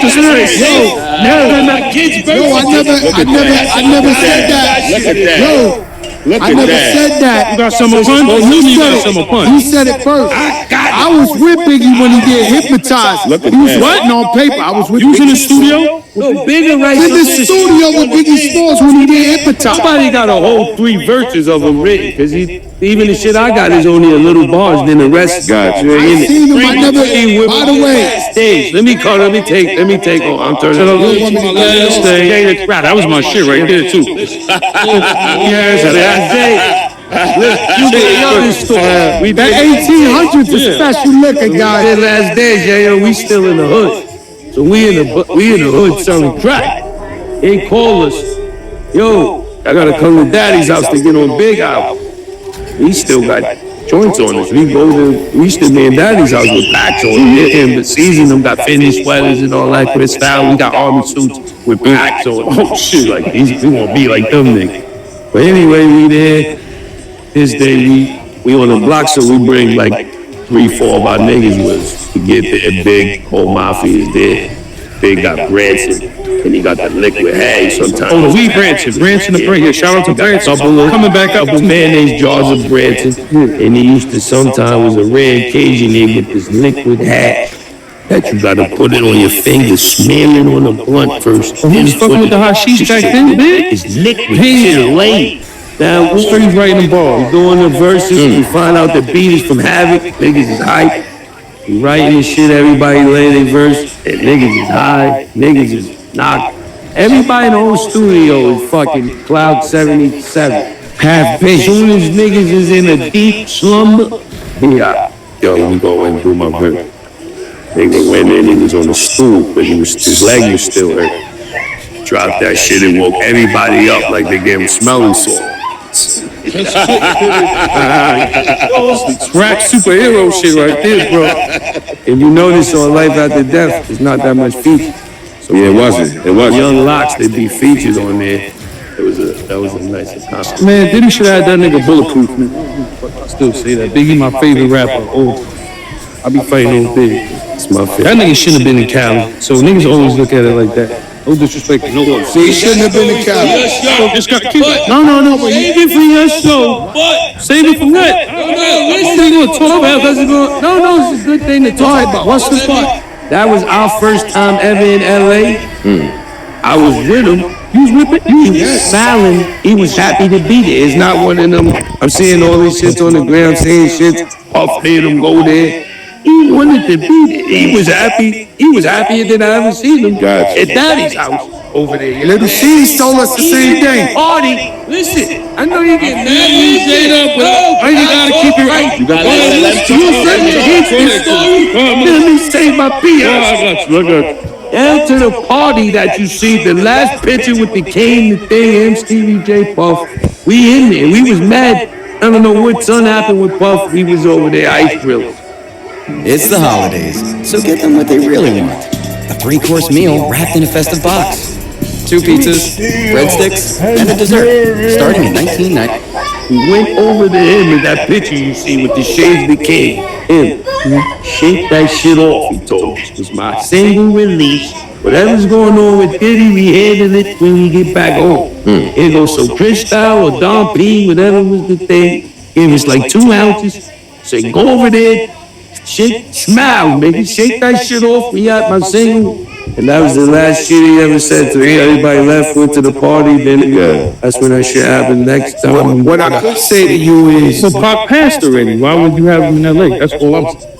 Pac was dead already. You know the beef is. Now that's the thing about it. It's a hard thing to say because I seen him. He was happy like Chris. He wasn't like they come to want to kill. That nigga was like He was chilling. Yeah. Chilling. I understand, but I just, in my mind, when I look at hip hop, because we get to look at it. Now we get to look at it a little older. Now we older near that shit. So y'all don't agree, but Pac just died. No, when we look at it now, yeah, you're right. he shouldn't have been over there, but what they're trying to say, what him and Little C said on here was that he wanted to be there. It ain't like we thinking, but force the nigga to go. They said he wanted to be there. I was negligent. I be each his own bottle of 1800. If I didn't speak to him, I seen him. He told us what he told me. I see it. If I didn't, I beat with Yayo because I love that nigga. It crushed me. My first time in LA, B.I. shot. I still had a beeper. My mom's is beeping me. The shit is Facts. That's crazy. I didn't even know you was It's this. all the way down Full Nav, but it's my mom's. Because he know you with big. Of course. That shit grow. When I go down that block, when I go to that light to this day, I fucking shake.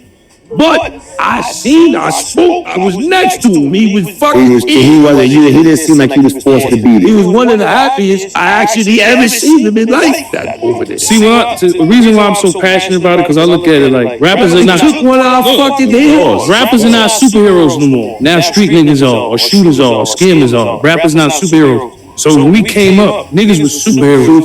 Big L Ebonics, Fat Joe, Jealous Ones Envy. Y'all dropping, and no disrespect to Diddy, but no more shiny suits. Remember when y'all niggas went from that era to that era? It was crazy. Summer Jam, Jay with Nas, know what I'm saying? Ether. We love the beef. So when you look at Tupac and Big, that was like one of the most biggest beefs we knew. Like I remember being by the radio and waiting for, I think Flex played it first. When Big played, Who Shot You? And me and motherfuckers be like, yo, that's not a diss record. I be like, what? In my mind, when I was a nobody, I'm coming from Jamaica Avenue, down God Brewer, and I'm like, oh, I'm waiting near the radio to hear Who Shot You? And I'm like, oh, this shit, Who Shot You? I remember when that shit dropped, records was exclusive. One DJ will have it. Y'all niggas will drop, maybe one DJ or 2 DJs will have it. You know what I'm saying? So, let's not act like in the rap game we don't like beef. Because just now, I've been from since the beginning of the time. we love it. Just KRS One to everything shit. Niggas start dying. Always been That's when it is fucked up. That's when it is fucked The up. difference is, let me tell you the difference is. So you said hip hop police, right? Mm-hmm. So hip hop police, they want to put 50 in jail, but the bulletin board don't got 50. You got you, your best friends. Of course. You got the niggas that be with y'all, that this, that, and they waiting for them to make the mistake to run that RICO. Of course. Right? So you gotta understand that it's the entourage.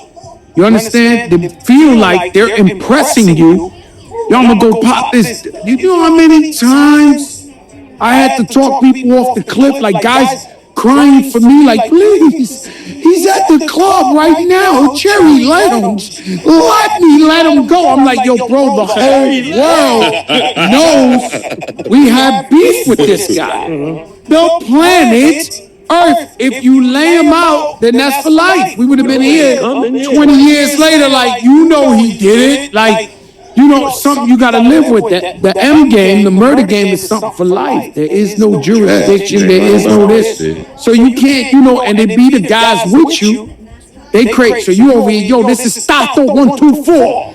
This is it. He get 30 years. He's a mass murderer. This guy's Jeffrey Dahmer 106. This. What do you think he thinks his job is? When he sees the guy who got beef with Yayo, his job is to come back and say, yo, I got him. This is what I do. That's his job. So you That's sitting out back in James because I heard you was gonna get me first. You was gonna kidnap me. Well, Yayo, let me explain something to you. This is gonna tie you up, son. This is a family show. Who cares? Rest of these the party. I heard plenty. Joe, you gonna tie that nigga up, man? I heard plenty kid in the back of the van. Who cares? So was you gonna tie me up? Yayo. Back of the van. Yo, Nayo. Yeah, who knew about who can say about it? He said Who can punch. say that himself? Who can say punch? Who did you get?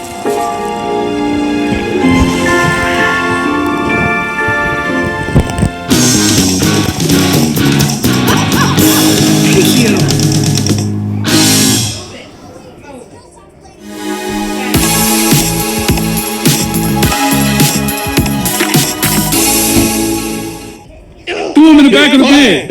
I got the okay from the side. It really, It happened. this ain't that. It's no cut. That ain't this. It's crack. Crack and kiss, Mr. motherfucker. Yayo murder. The real report.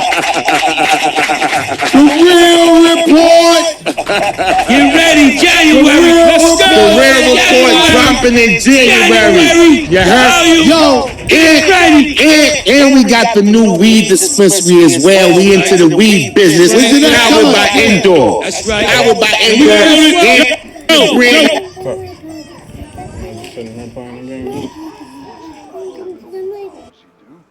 If I had half as many abilities, I'd be running this place. Don't take this the wrong way. This isn't a slight on you, Bright Lord. Orcs just do things differently, is all.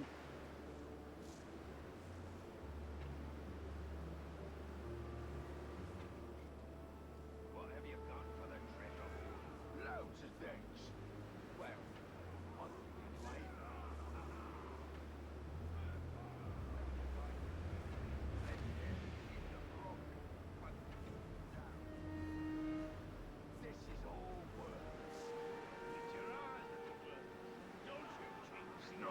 sounds like a caragor when he sleeps. Drives me crazy.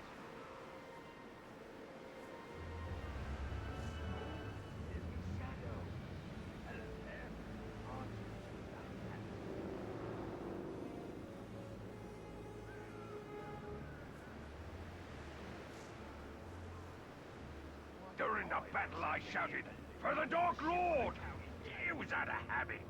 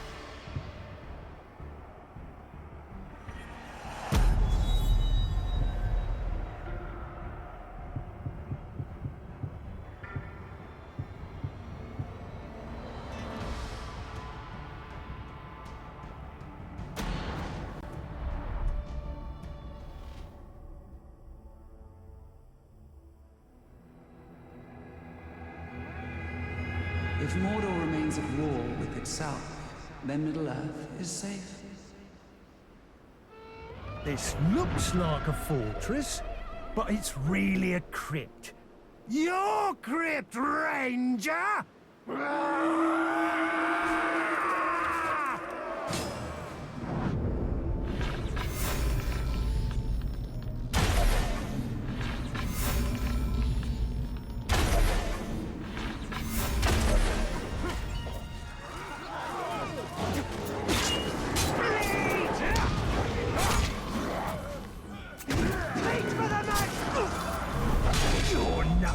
Carrion, a rotted husk. The maggots will devour you. They will burrow deep into your flesh.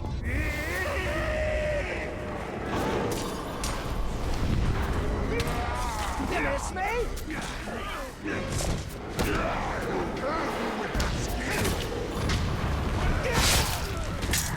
Meat for the maggots! Going to lose some skin! Where'd you go?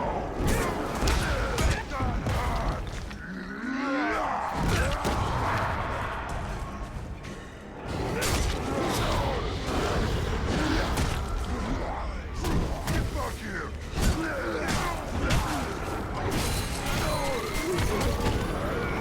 What do you want to do?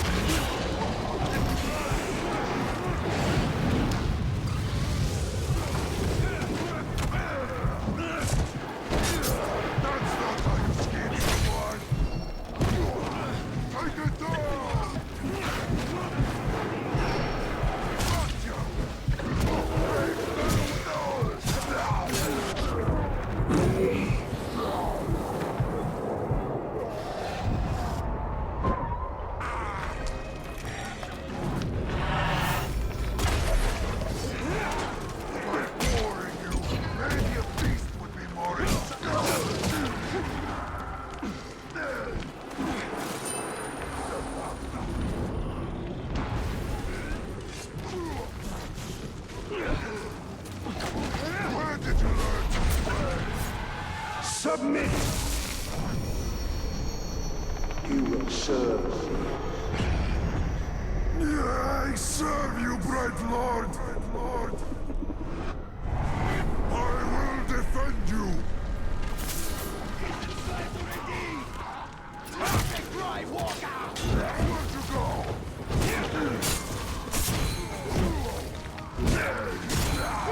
That was a good one!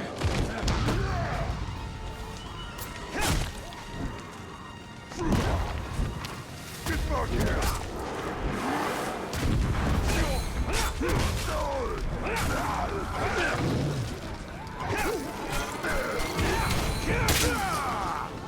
I've done you!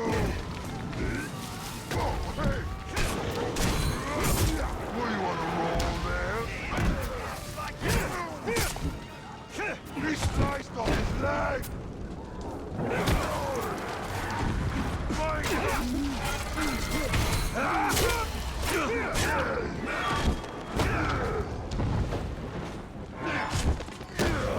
Do you know the definition of insanity?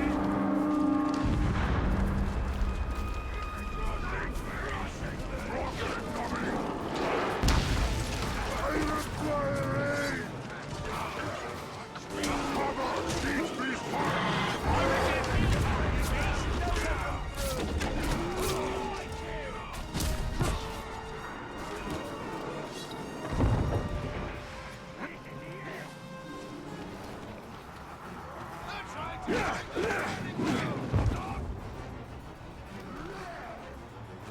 The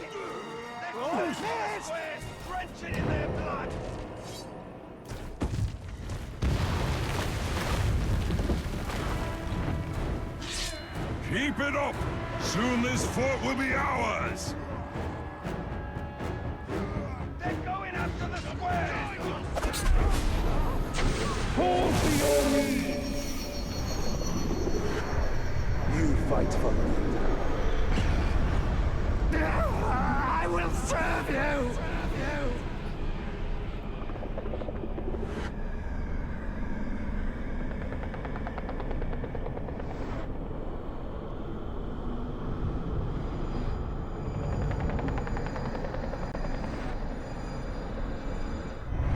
I fought for you!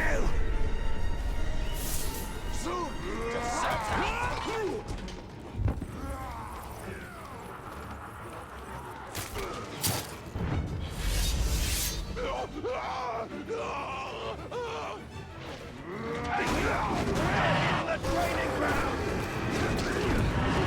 Time for a serious beating!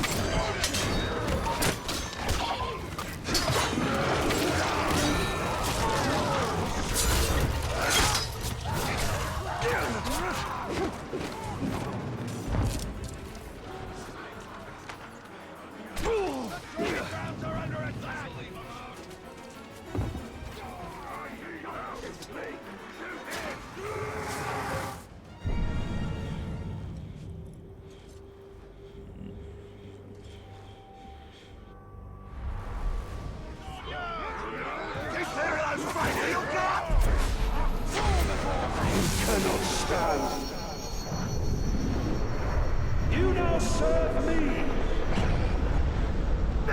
Now I serve the Bright Lord! We'll secure them together! I may need some assistance here. I owe you my life.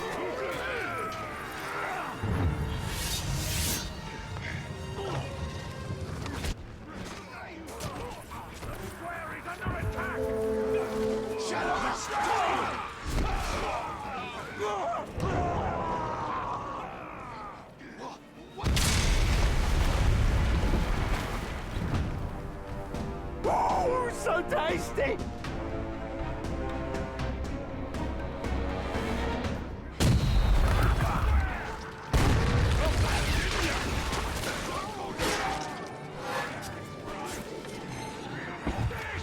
My order will take you out!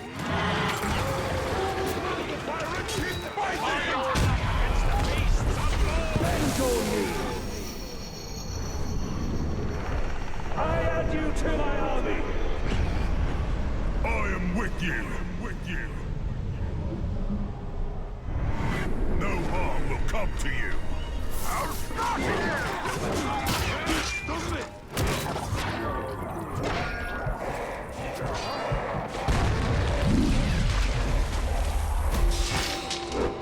We're taking the piss! So tasty! So tasty! So tasty!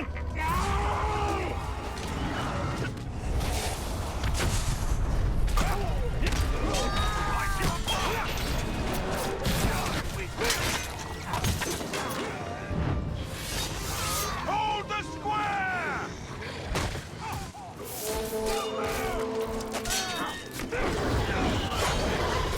Too strong for you!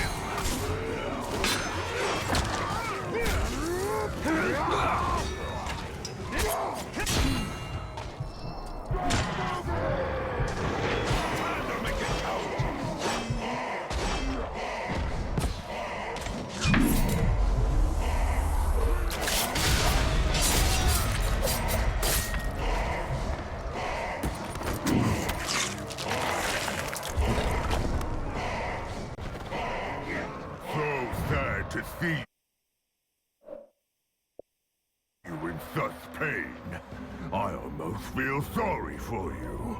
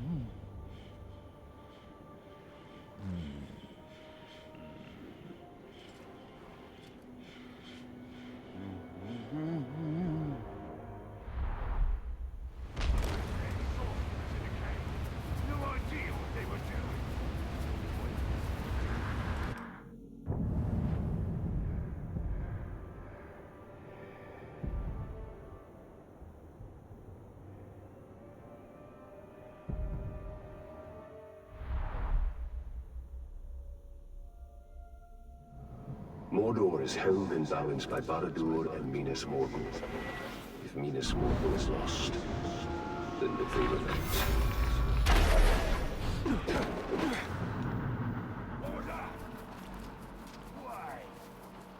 I smell something! The flame! They're everywhere!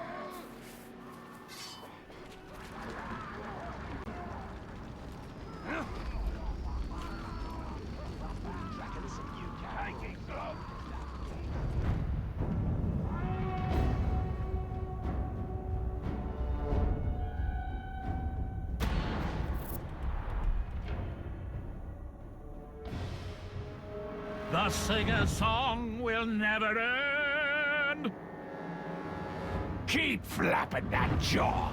I'm gonna break it! You hear me? Kill the traitor!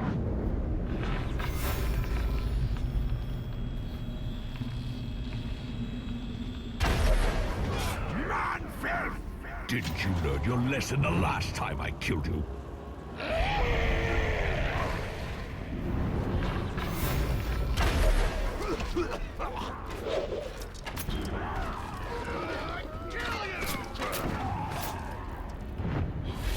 Stay there!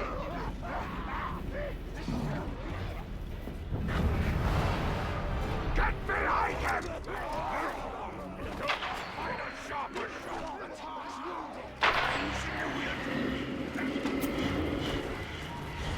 Take him to the ground!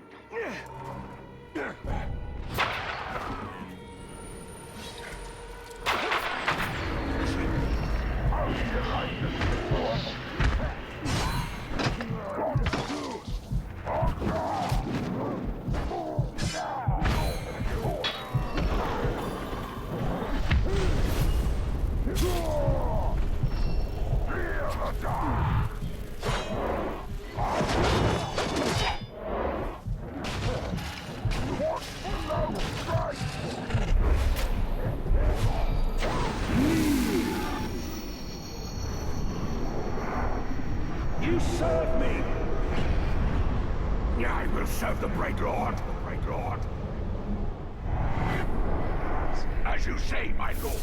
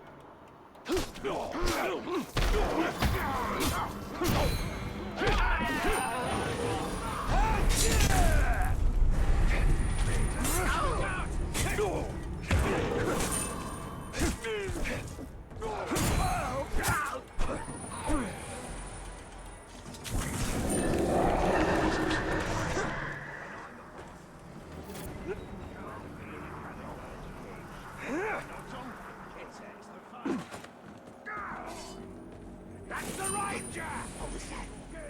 Do I work?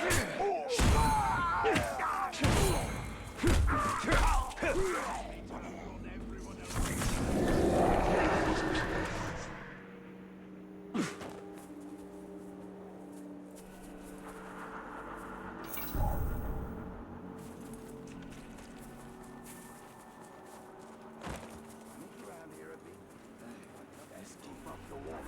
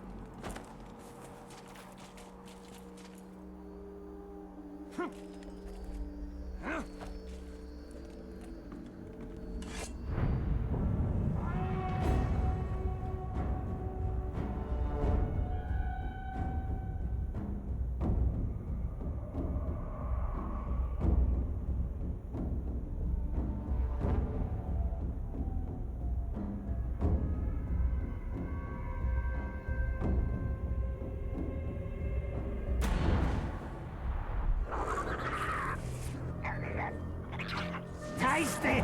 Tasty! It's so fantastically tasty! Hey! Nartok! You know what's coming. You're going to die. And you're going to die ugly. It'll be a lot of work for me. But it should be worth it.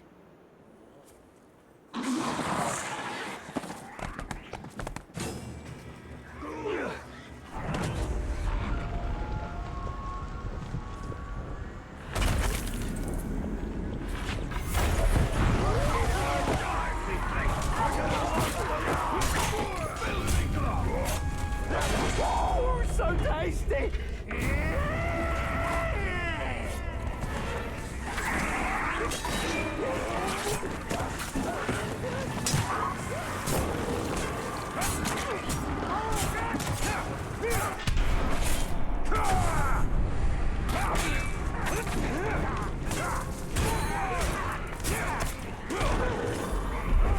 On your knees. I am your master. Ah, tasty, tasty, tasty, tasty.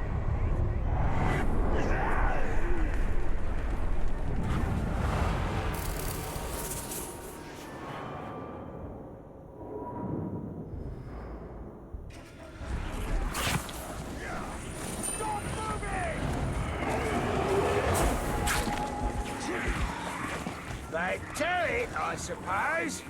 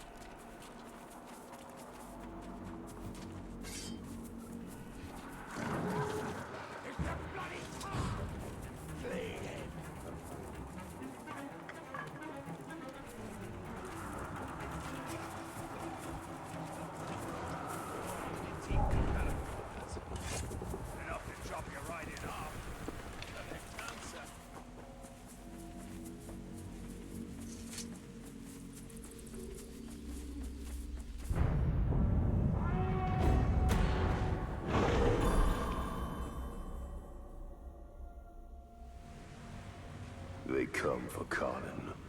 We must destroy their totems.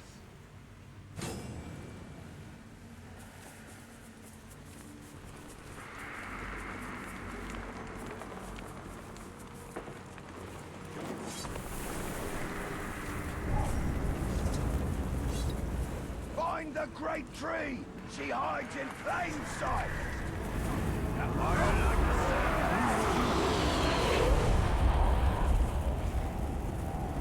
Stop moving! Yeah, that's how it's done!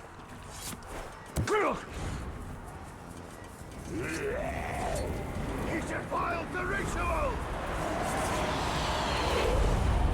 These magics poison the forest. They poison Kharnan.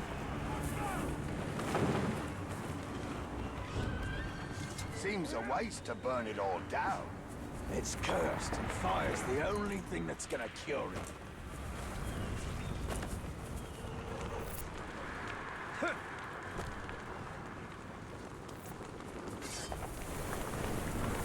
Take him down for good, and be done! Destroy the totem. totems, deathless one!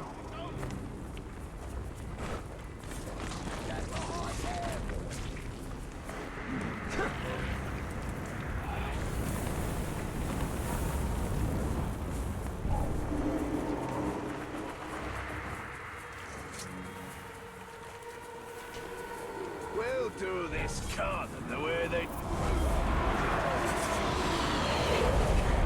We found the great tree! All torchbearers to the clearing! Fouled is the air, devoured by flame. We must return to Kanan, now!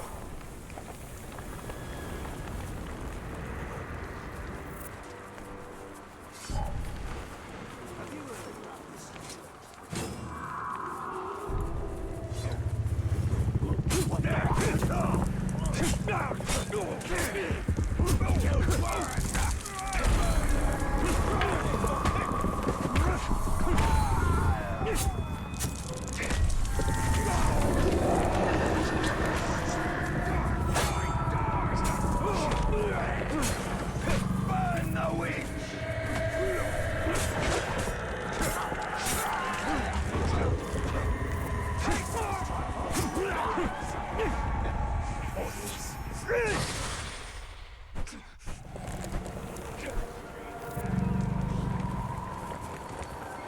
It's the Grave Walker!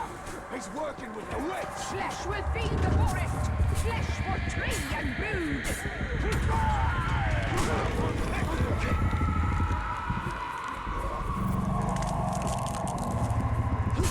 Feed the fire! Feed the fire! Come, meet your end! Flame will devour your bones as mine!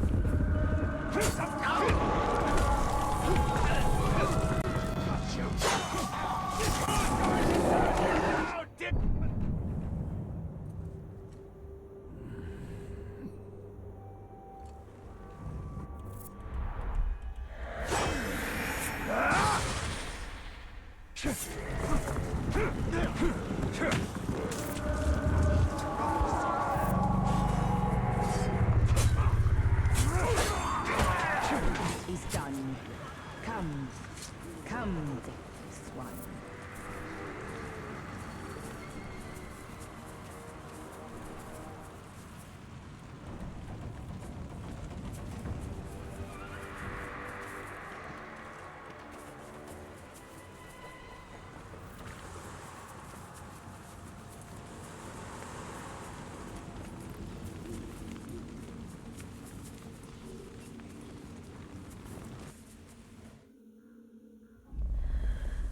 Holy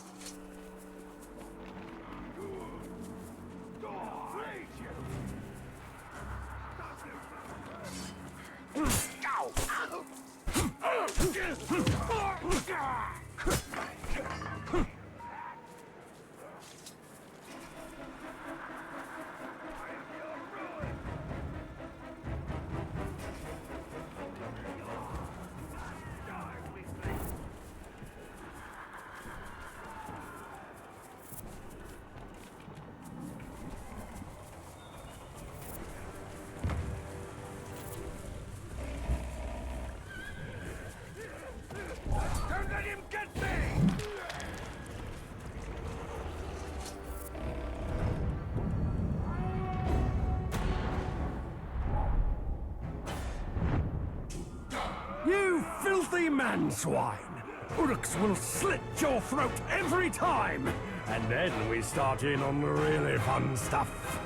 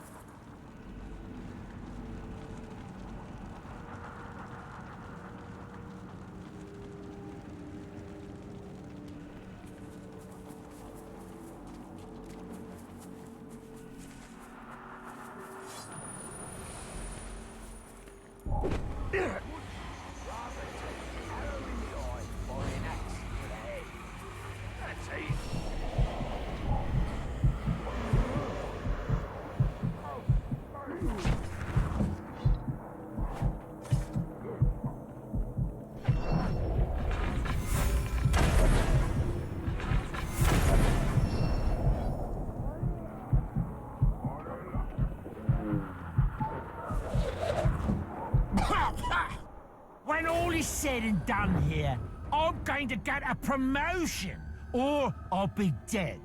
But the truth is, I'm hoping to avoid that option.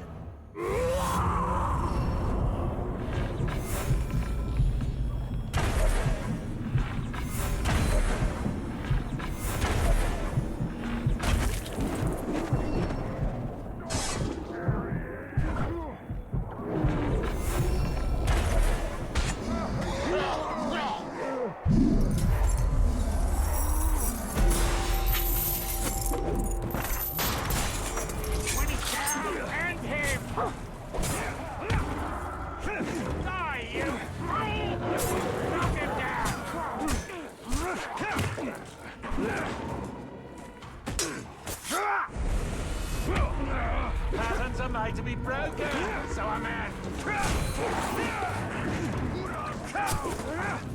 Another Time Ranger! I don't know about that!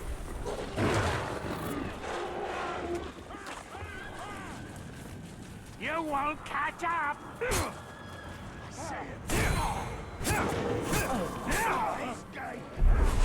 Kneel, Orc! At my side, you will fight! Combining efforts is a wise choice! Wise choice! I understand.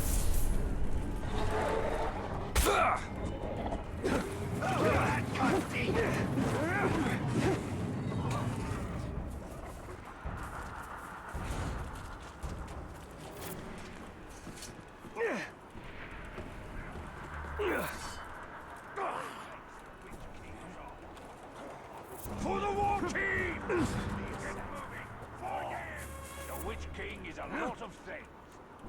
Dress definitely one of them. Come out, you little snake. He's not getting away alive.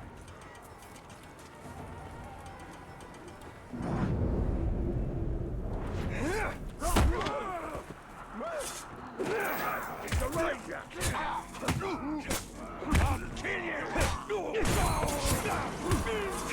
How do you like that, Tark?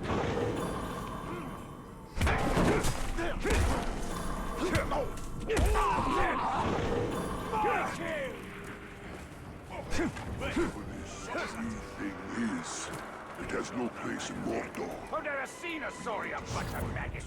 In all things are just big maggots.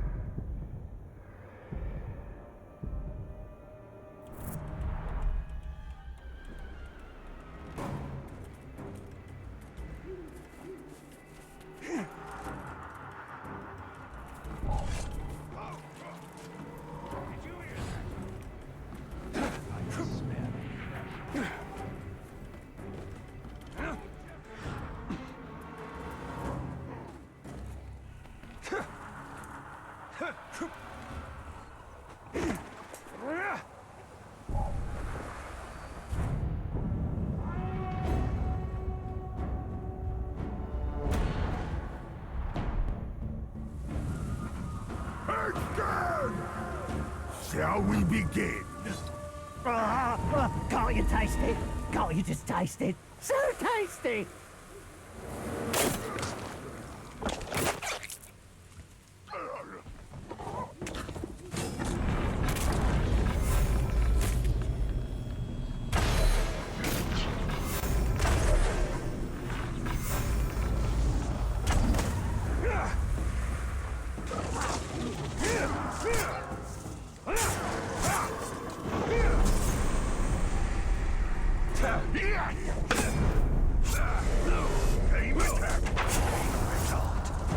Last time you bit off more than you could chew, and you're back.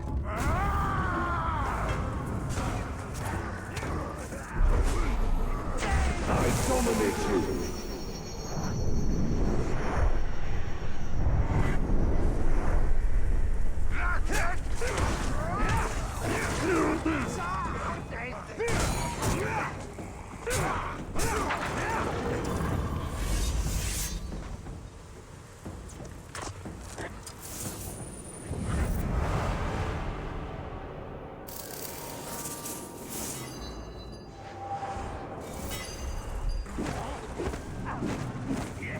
Again!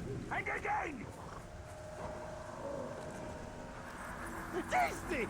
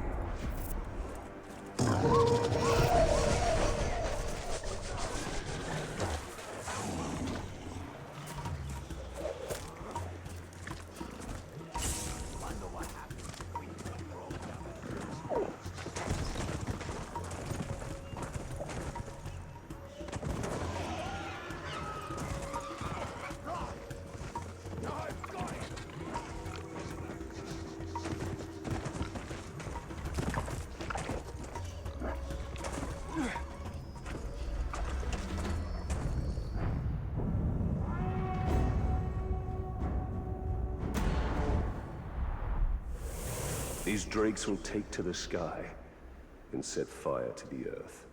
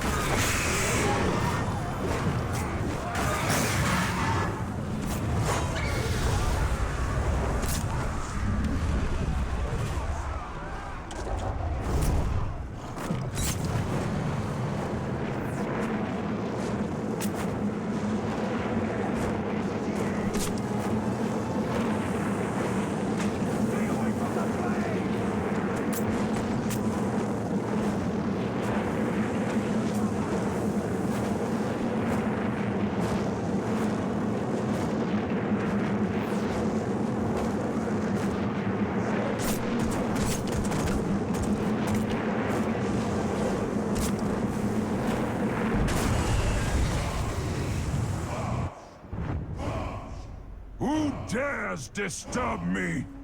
I will fall upon you with the wrath of 1,000 ghouls!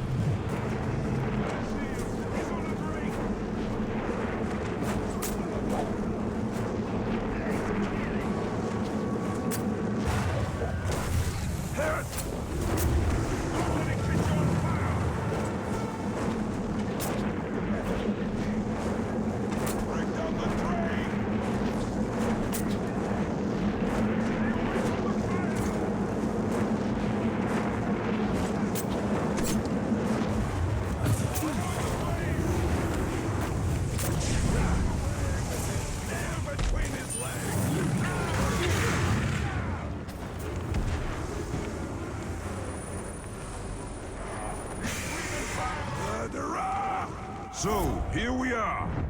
The question is, now that I'm here, what do you plan to do about it?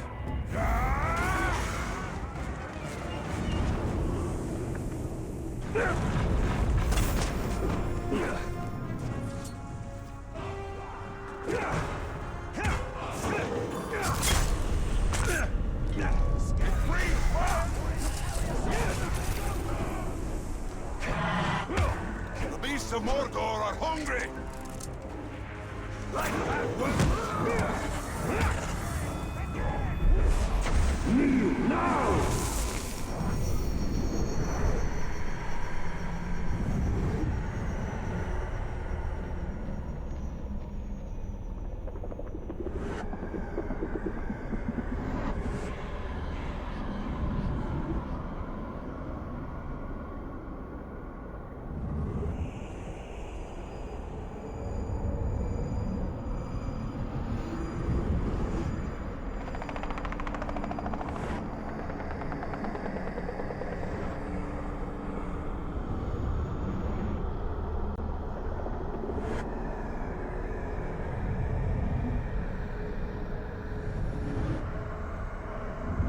You serve me now!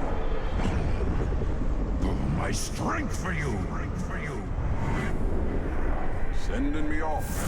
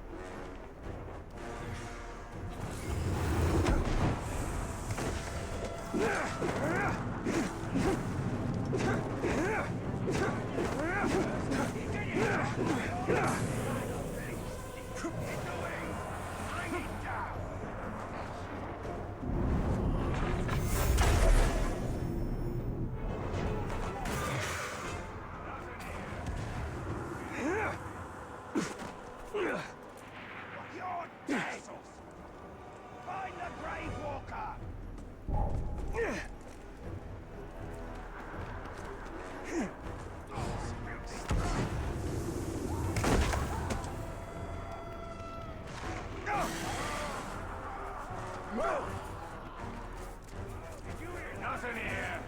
Must have been here.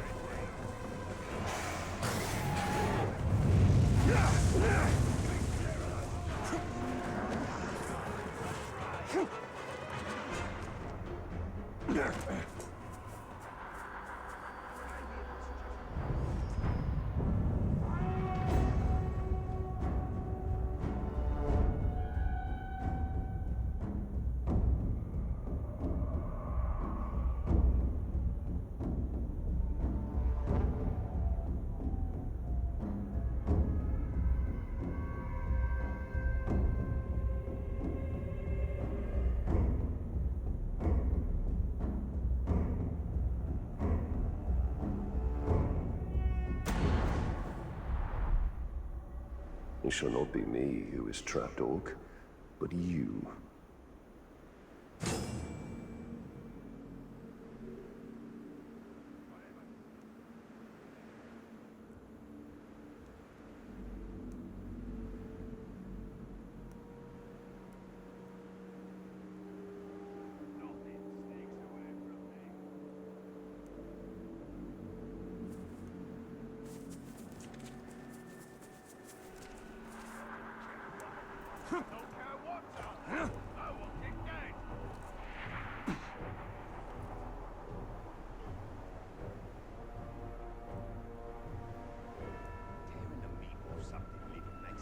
Did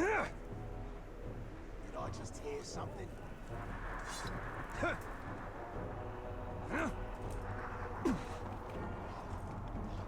Getting tired of things sneaking about. Keep looking. It's around here somewhere.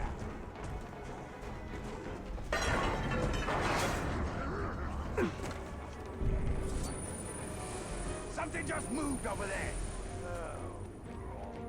An intruder!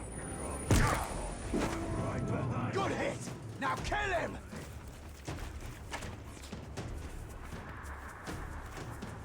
Did you hear that? Get him away from me! After him!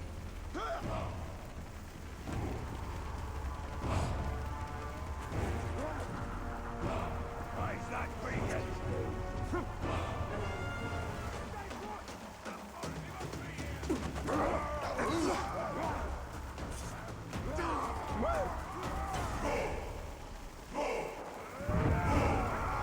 Look at this!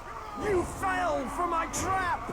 Killing you will be so delicious. Almost as delicious as your guts will taste as I pull them from your belly!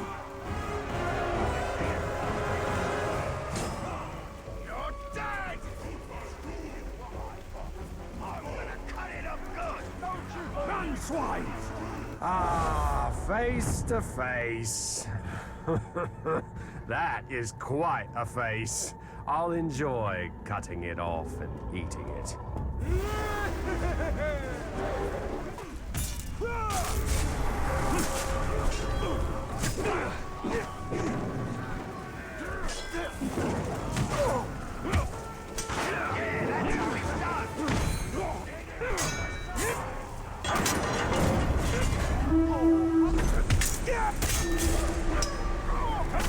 How'd you like that?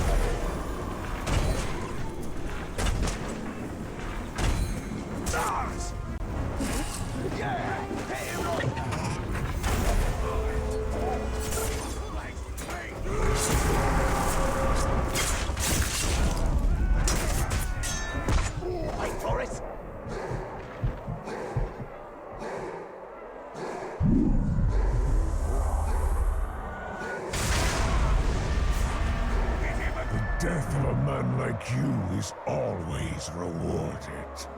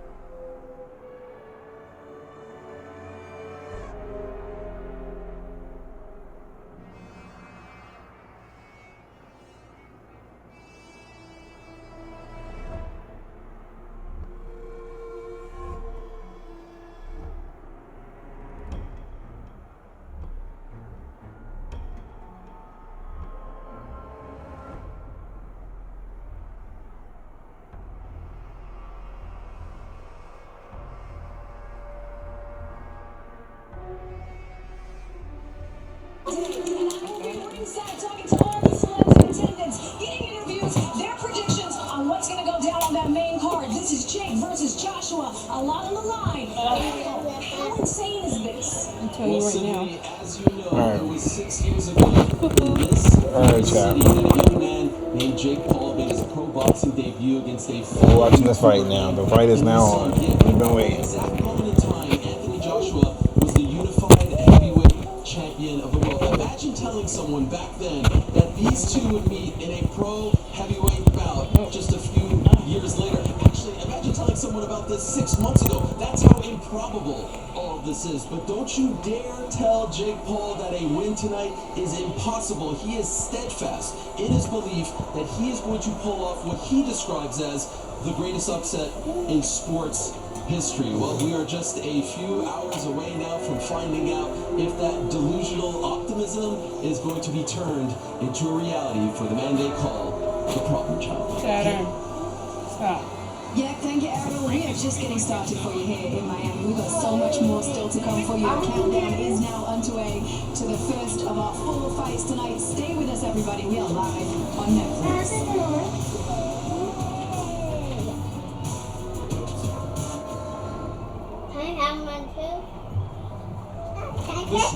There are people looking for you. Do exactly what I tell you to do, and we'll get out of here safely. Deal?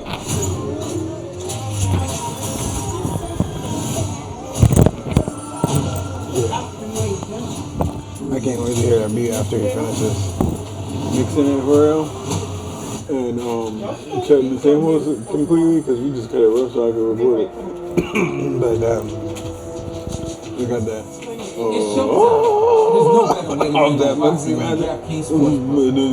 is the home of boxing. Baby, must be magic. Slow down. Place all This is kinds gonna of be bets crazy. live or before the bout.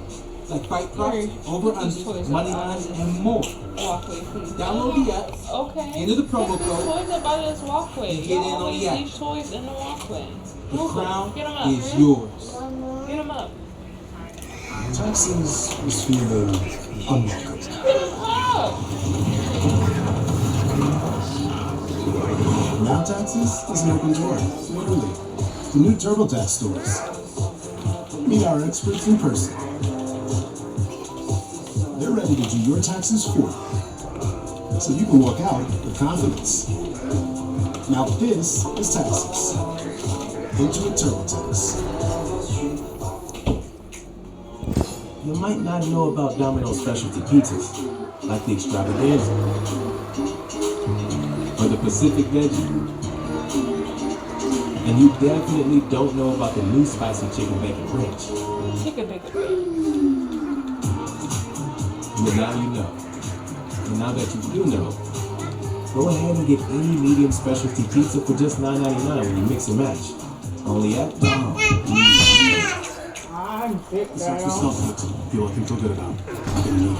I'm training for life. For after school pickups, it's a meal prep, 2 to 12-hour night shift. I don't have time to get ready. I've got to stay ready. Down patrol starts with a Celsius. I got a whole day to seize. First it's cardio, then it's a race against the clock. Refuel. I've got 48 to do in 24. It's 4:49 a.m. Grab a Celsius. Lock in. I've got a whole He's got to get it, brother. You interrupted my chase.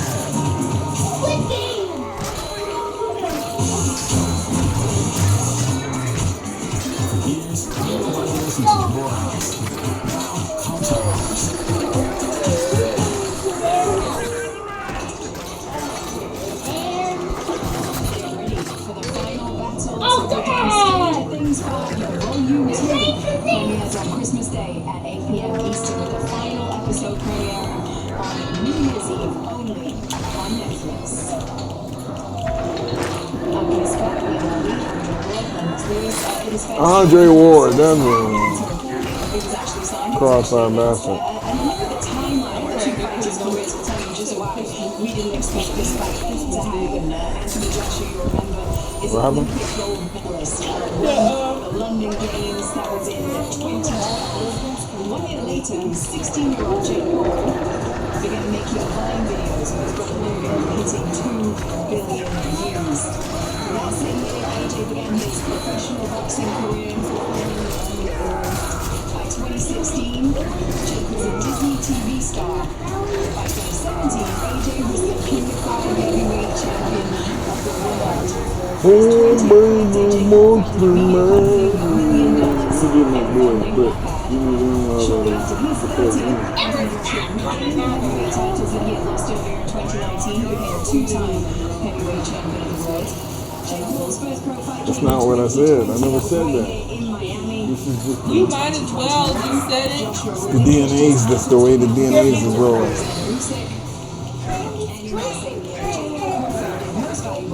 Signaling his real commitment to this sport of boxing, and that all has led us to tonight and one of the most unexpected matchups that the sport has ever seen. What that means is, if you are Jake Paul, you better have a good game plan coming into this one, Lennox. What does that need to look like? Well, he needs to move. That's for one thing. If he stays in one spot, he's going to get hurt. So I believe he's going to be moving around until the appointed time where Anthony Joshua commits to a punch, and then Jake is going to throw some punches. But I don't see really hurting Anthony Joshua, so we'll have to see. We've seen him hurt other people, though, right? We've seen him hurt Nate Robinson, Tyron Woodley. He has got some punch power there. He's got some heavy hands. How does he land him? With the right hand, not the jab. What's wrong with you? And Lennox is right. So it's Lennox Lewis. Lennox Lewis look different every time I see him, man. Like, he gets older and older every time they throw one of these events on Netflix. Because I never recognize him. One thing we should kind of remember in the context of this fight is that Jake Paul, was originally preparing for 135 You said who? Now he's Yeah, she does look younger every now and then. pounds almost. She's supposed to be fighting tonight. Yeah, she's running away from like 50 million, $500 million.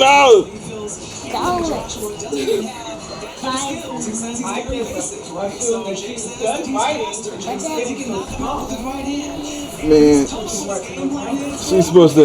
She keeps having this back and forth on the internet with Clarissa Shields every couple months.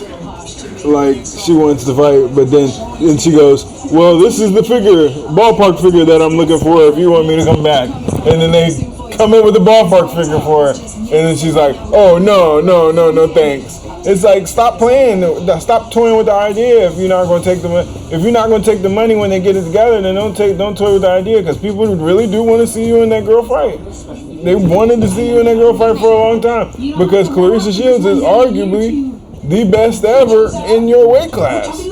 Besides you, it ain't many other people in the women's weight, in that weight class, that in the women's boxing ever, that are as dominant as you and her and Wolf. And you didn't want to fight Ann Wolf, and you ducked her too.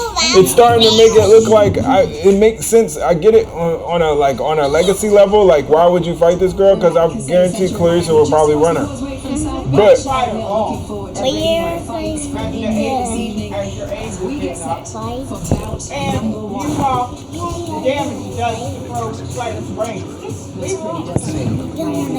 But yeah, if you're not gonna fight, stop talking about it. Like that's where I'm at with her. Let's stop talking. Let's stop even entertaining the fight conversations.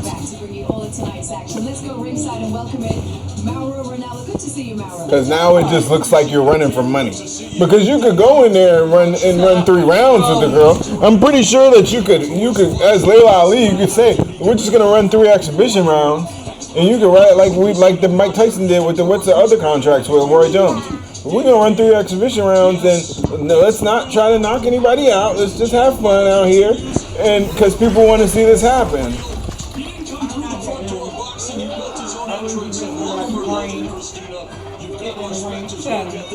Sit down. You're right. He didn't come in the traditional way, but he's taking boxing very seriously. He had a very serious training camp. He hired some very talented sparring partners. Put a lot into makeup on this. He didn't come out the traditional way like you did and many of the others watching it. But look, it's him being a disruptor. It's the delusional optimism that he always talks about that has got him to this point. On this global stage, on Netflix, in the main event, in only his 14th professional fight.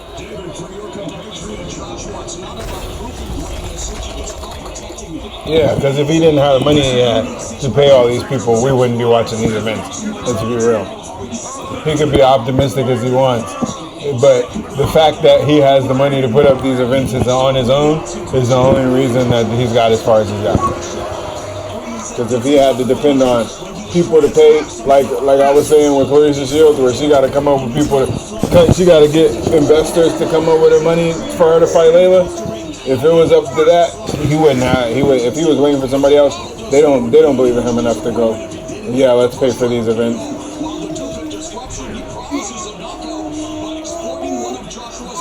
He had to start paying for him and show them princes in Abu Dhabi how much money they could make. And then they started stepping in and started doing these events with him.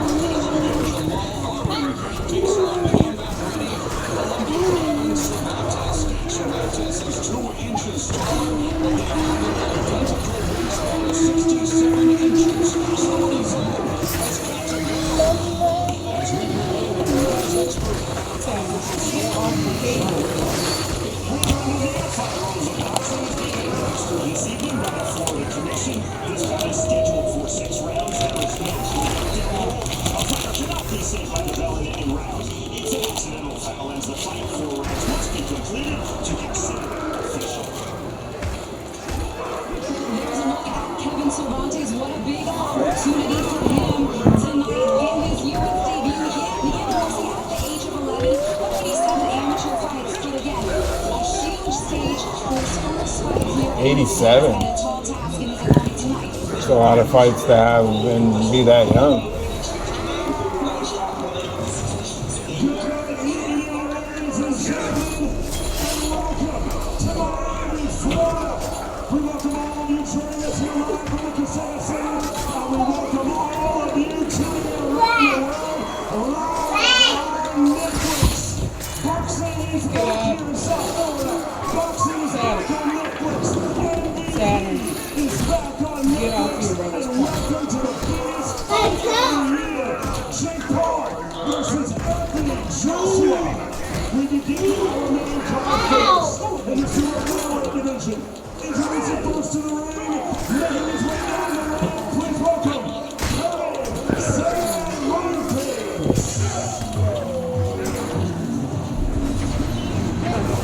Kevin Cervantes.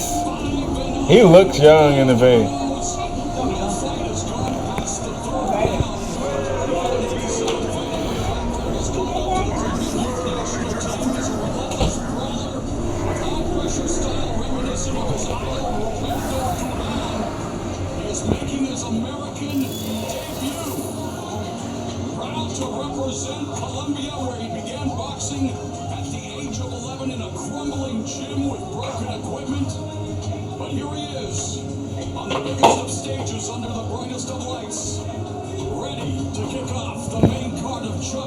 That's what I said. That's how you know when you love something for real. You know, as you were talking about how people used to like the DJs back in the day, and the rappers were the rapper was the DJ, the dancer, the spray painter, and everything all in one. And they used to like cut the beats that they were rapping on like off of Queen tapes. Like, let's take a tape of Queen and like chop it and splice over it and re-record over it until we get what we want. That's genius level innovation with nothing, and that's. Was he from DC? Gotta be. That's what I'm like. I recognized his name. I just didn't know why.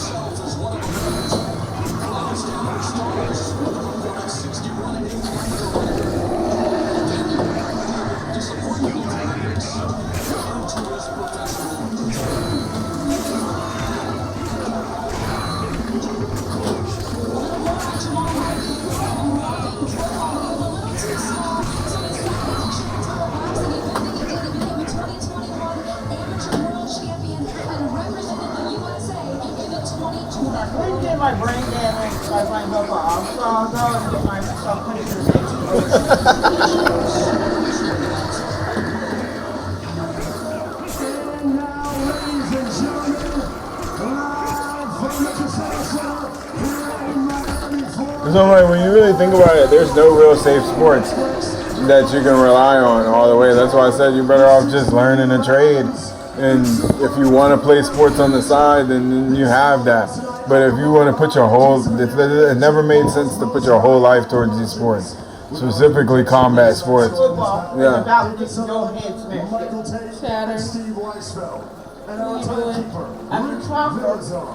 You can choose not to hit the ball. Yeah, soccer's different. Yeah, that's a skill sport. Those are the sports that I talk about that are skill sports. Basketball's in the middle. Yeah.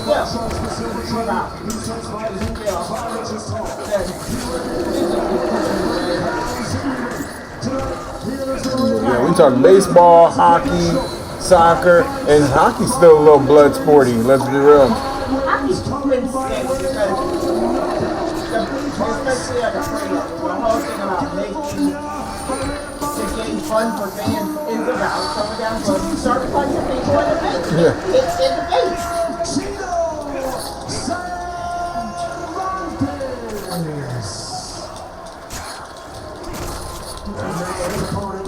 Second across the ring, Tiger in the blue corner, wearing the silver trunks with black and green trim. He stands 5 feet 5 and 1/2 inches tall. He rated at 129.6 pounds. Tonight, he enters the ring undefeated as a professional. One fight, one victory, with that victory coming by knockout. And he fights out of Oxon Hill, Maryland, USA. Introducing Yeah, not directly DC, but DC. It's still DC. Oxon Hill is a hood way of saying DC.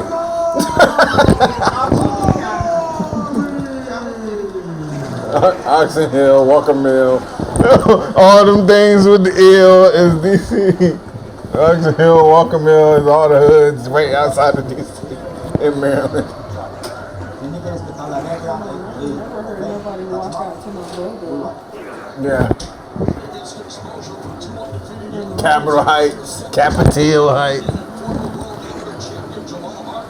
Making his second pro appearance as he tries to climb the super featherweight ranks. Kevin Cervantes makes his American debut, seeking to make a name for himself at Hardy's expense. It's time. Welcome to expensive hard living.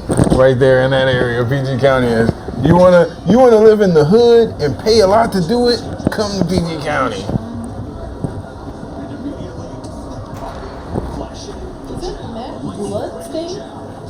I hope not. I don't know. Maybe they used it already.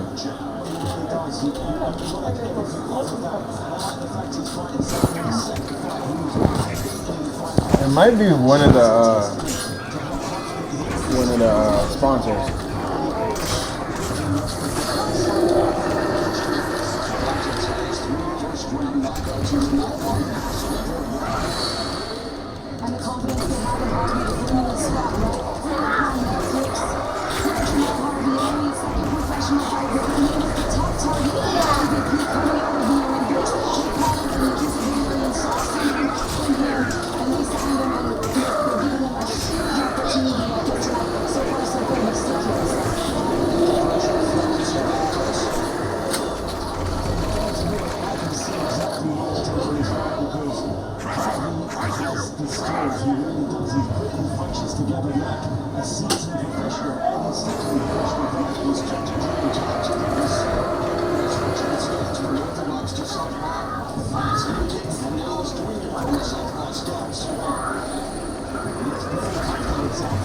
Damn, I feel bad for this nigga.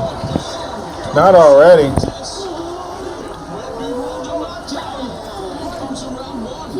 For real, brother? He put his arms out like, what was that? I thought we were playing. What would you do if you died like that? If I died, You've been ringing your bell all night.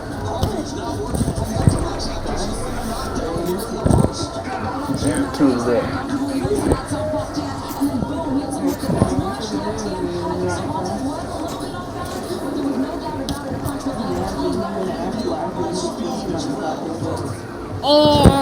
You what? I said imagine me and Afterlife. Mommy, did you say what?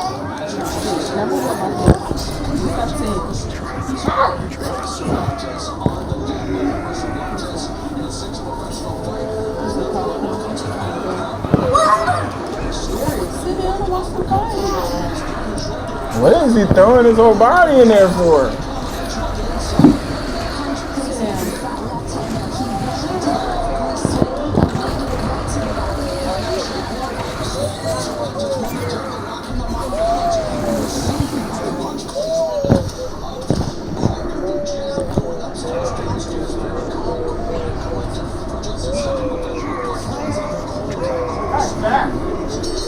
Yeah, he's quick. He's definitely a better fundamental boxer than the other dude. The other dude's probably got the guy, him right here. He's probably used to. You could see from the punches he's throwing that he's used to throwing power punches. He's putting his whole body behind him. Yeah, but he's like training for. He's kind of like not the Olympics. The other guy is trained to score. So he's trained in amateur boxing. You've got to get in there and land the punches. Yeah. Along the way, if you ring his bell, you ring his bell. This guy hasn't really landed anything. No, he's trying. He's just trying to get a big hit. Because that's why he's coming off like that, for the knockdown. 4 straight points. You would have scored an amateur. That was my first grade teacher, and she still works at the same school. Miss who? Her. My first grade teacher. And she was the first teacher that I had that was teaching while she was pregnant. So I was like, that's odd. Why are you here? Because she was cool, so we had kids.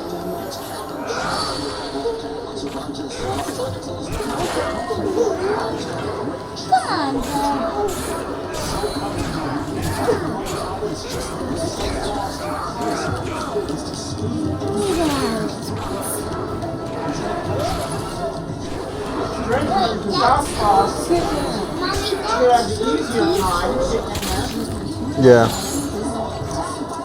Against the Orthodox fighter specifically. But yeah, him.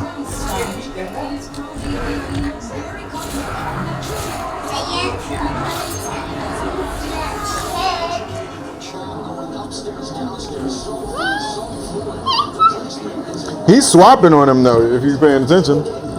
He's dropping from Orthodox into Southpaw, Orthodox into Southpaw. He probably don't know what to look for. Looking for that opening to get that killer got knocked out. No, I'm saying as far as to defend some of those, he keeps going from Orthodox, like he's in Orthodox stance right now, and he's playing with him.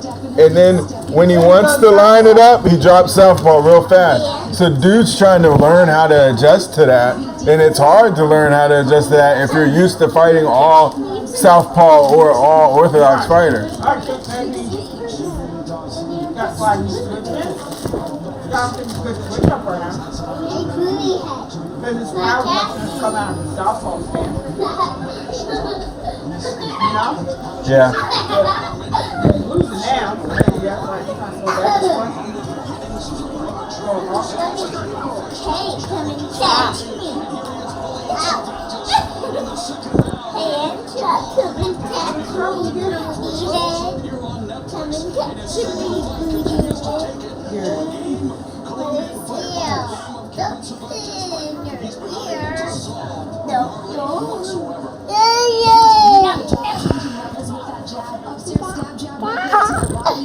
He's showing a lot of different levels and layers to his arsenal. That's something you don't always see.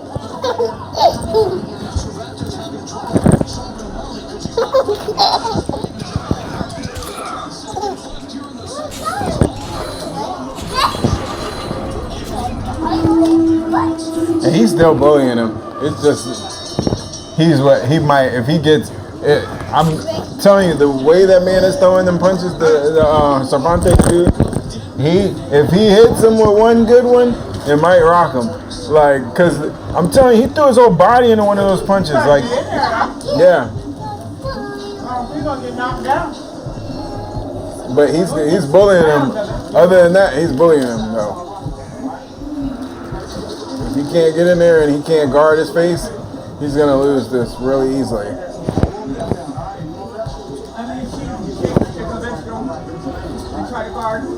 But he wasn't getting anything. He wasn't landing. So 2 rounds down, and he lost what? Let's see how Justin gets now. Yeah, I think he's only swapping styles because he's seeing him swap styles and he's thinking he can guard it that way. But it's like, yeah, no, you have to know how to do that.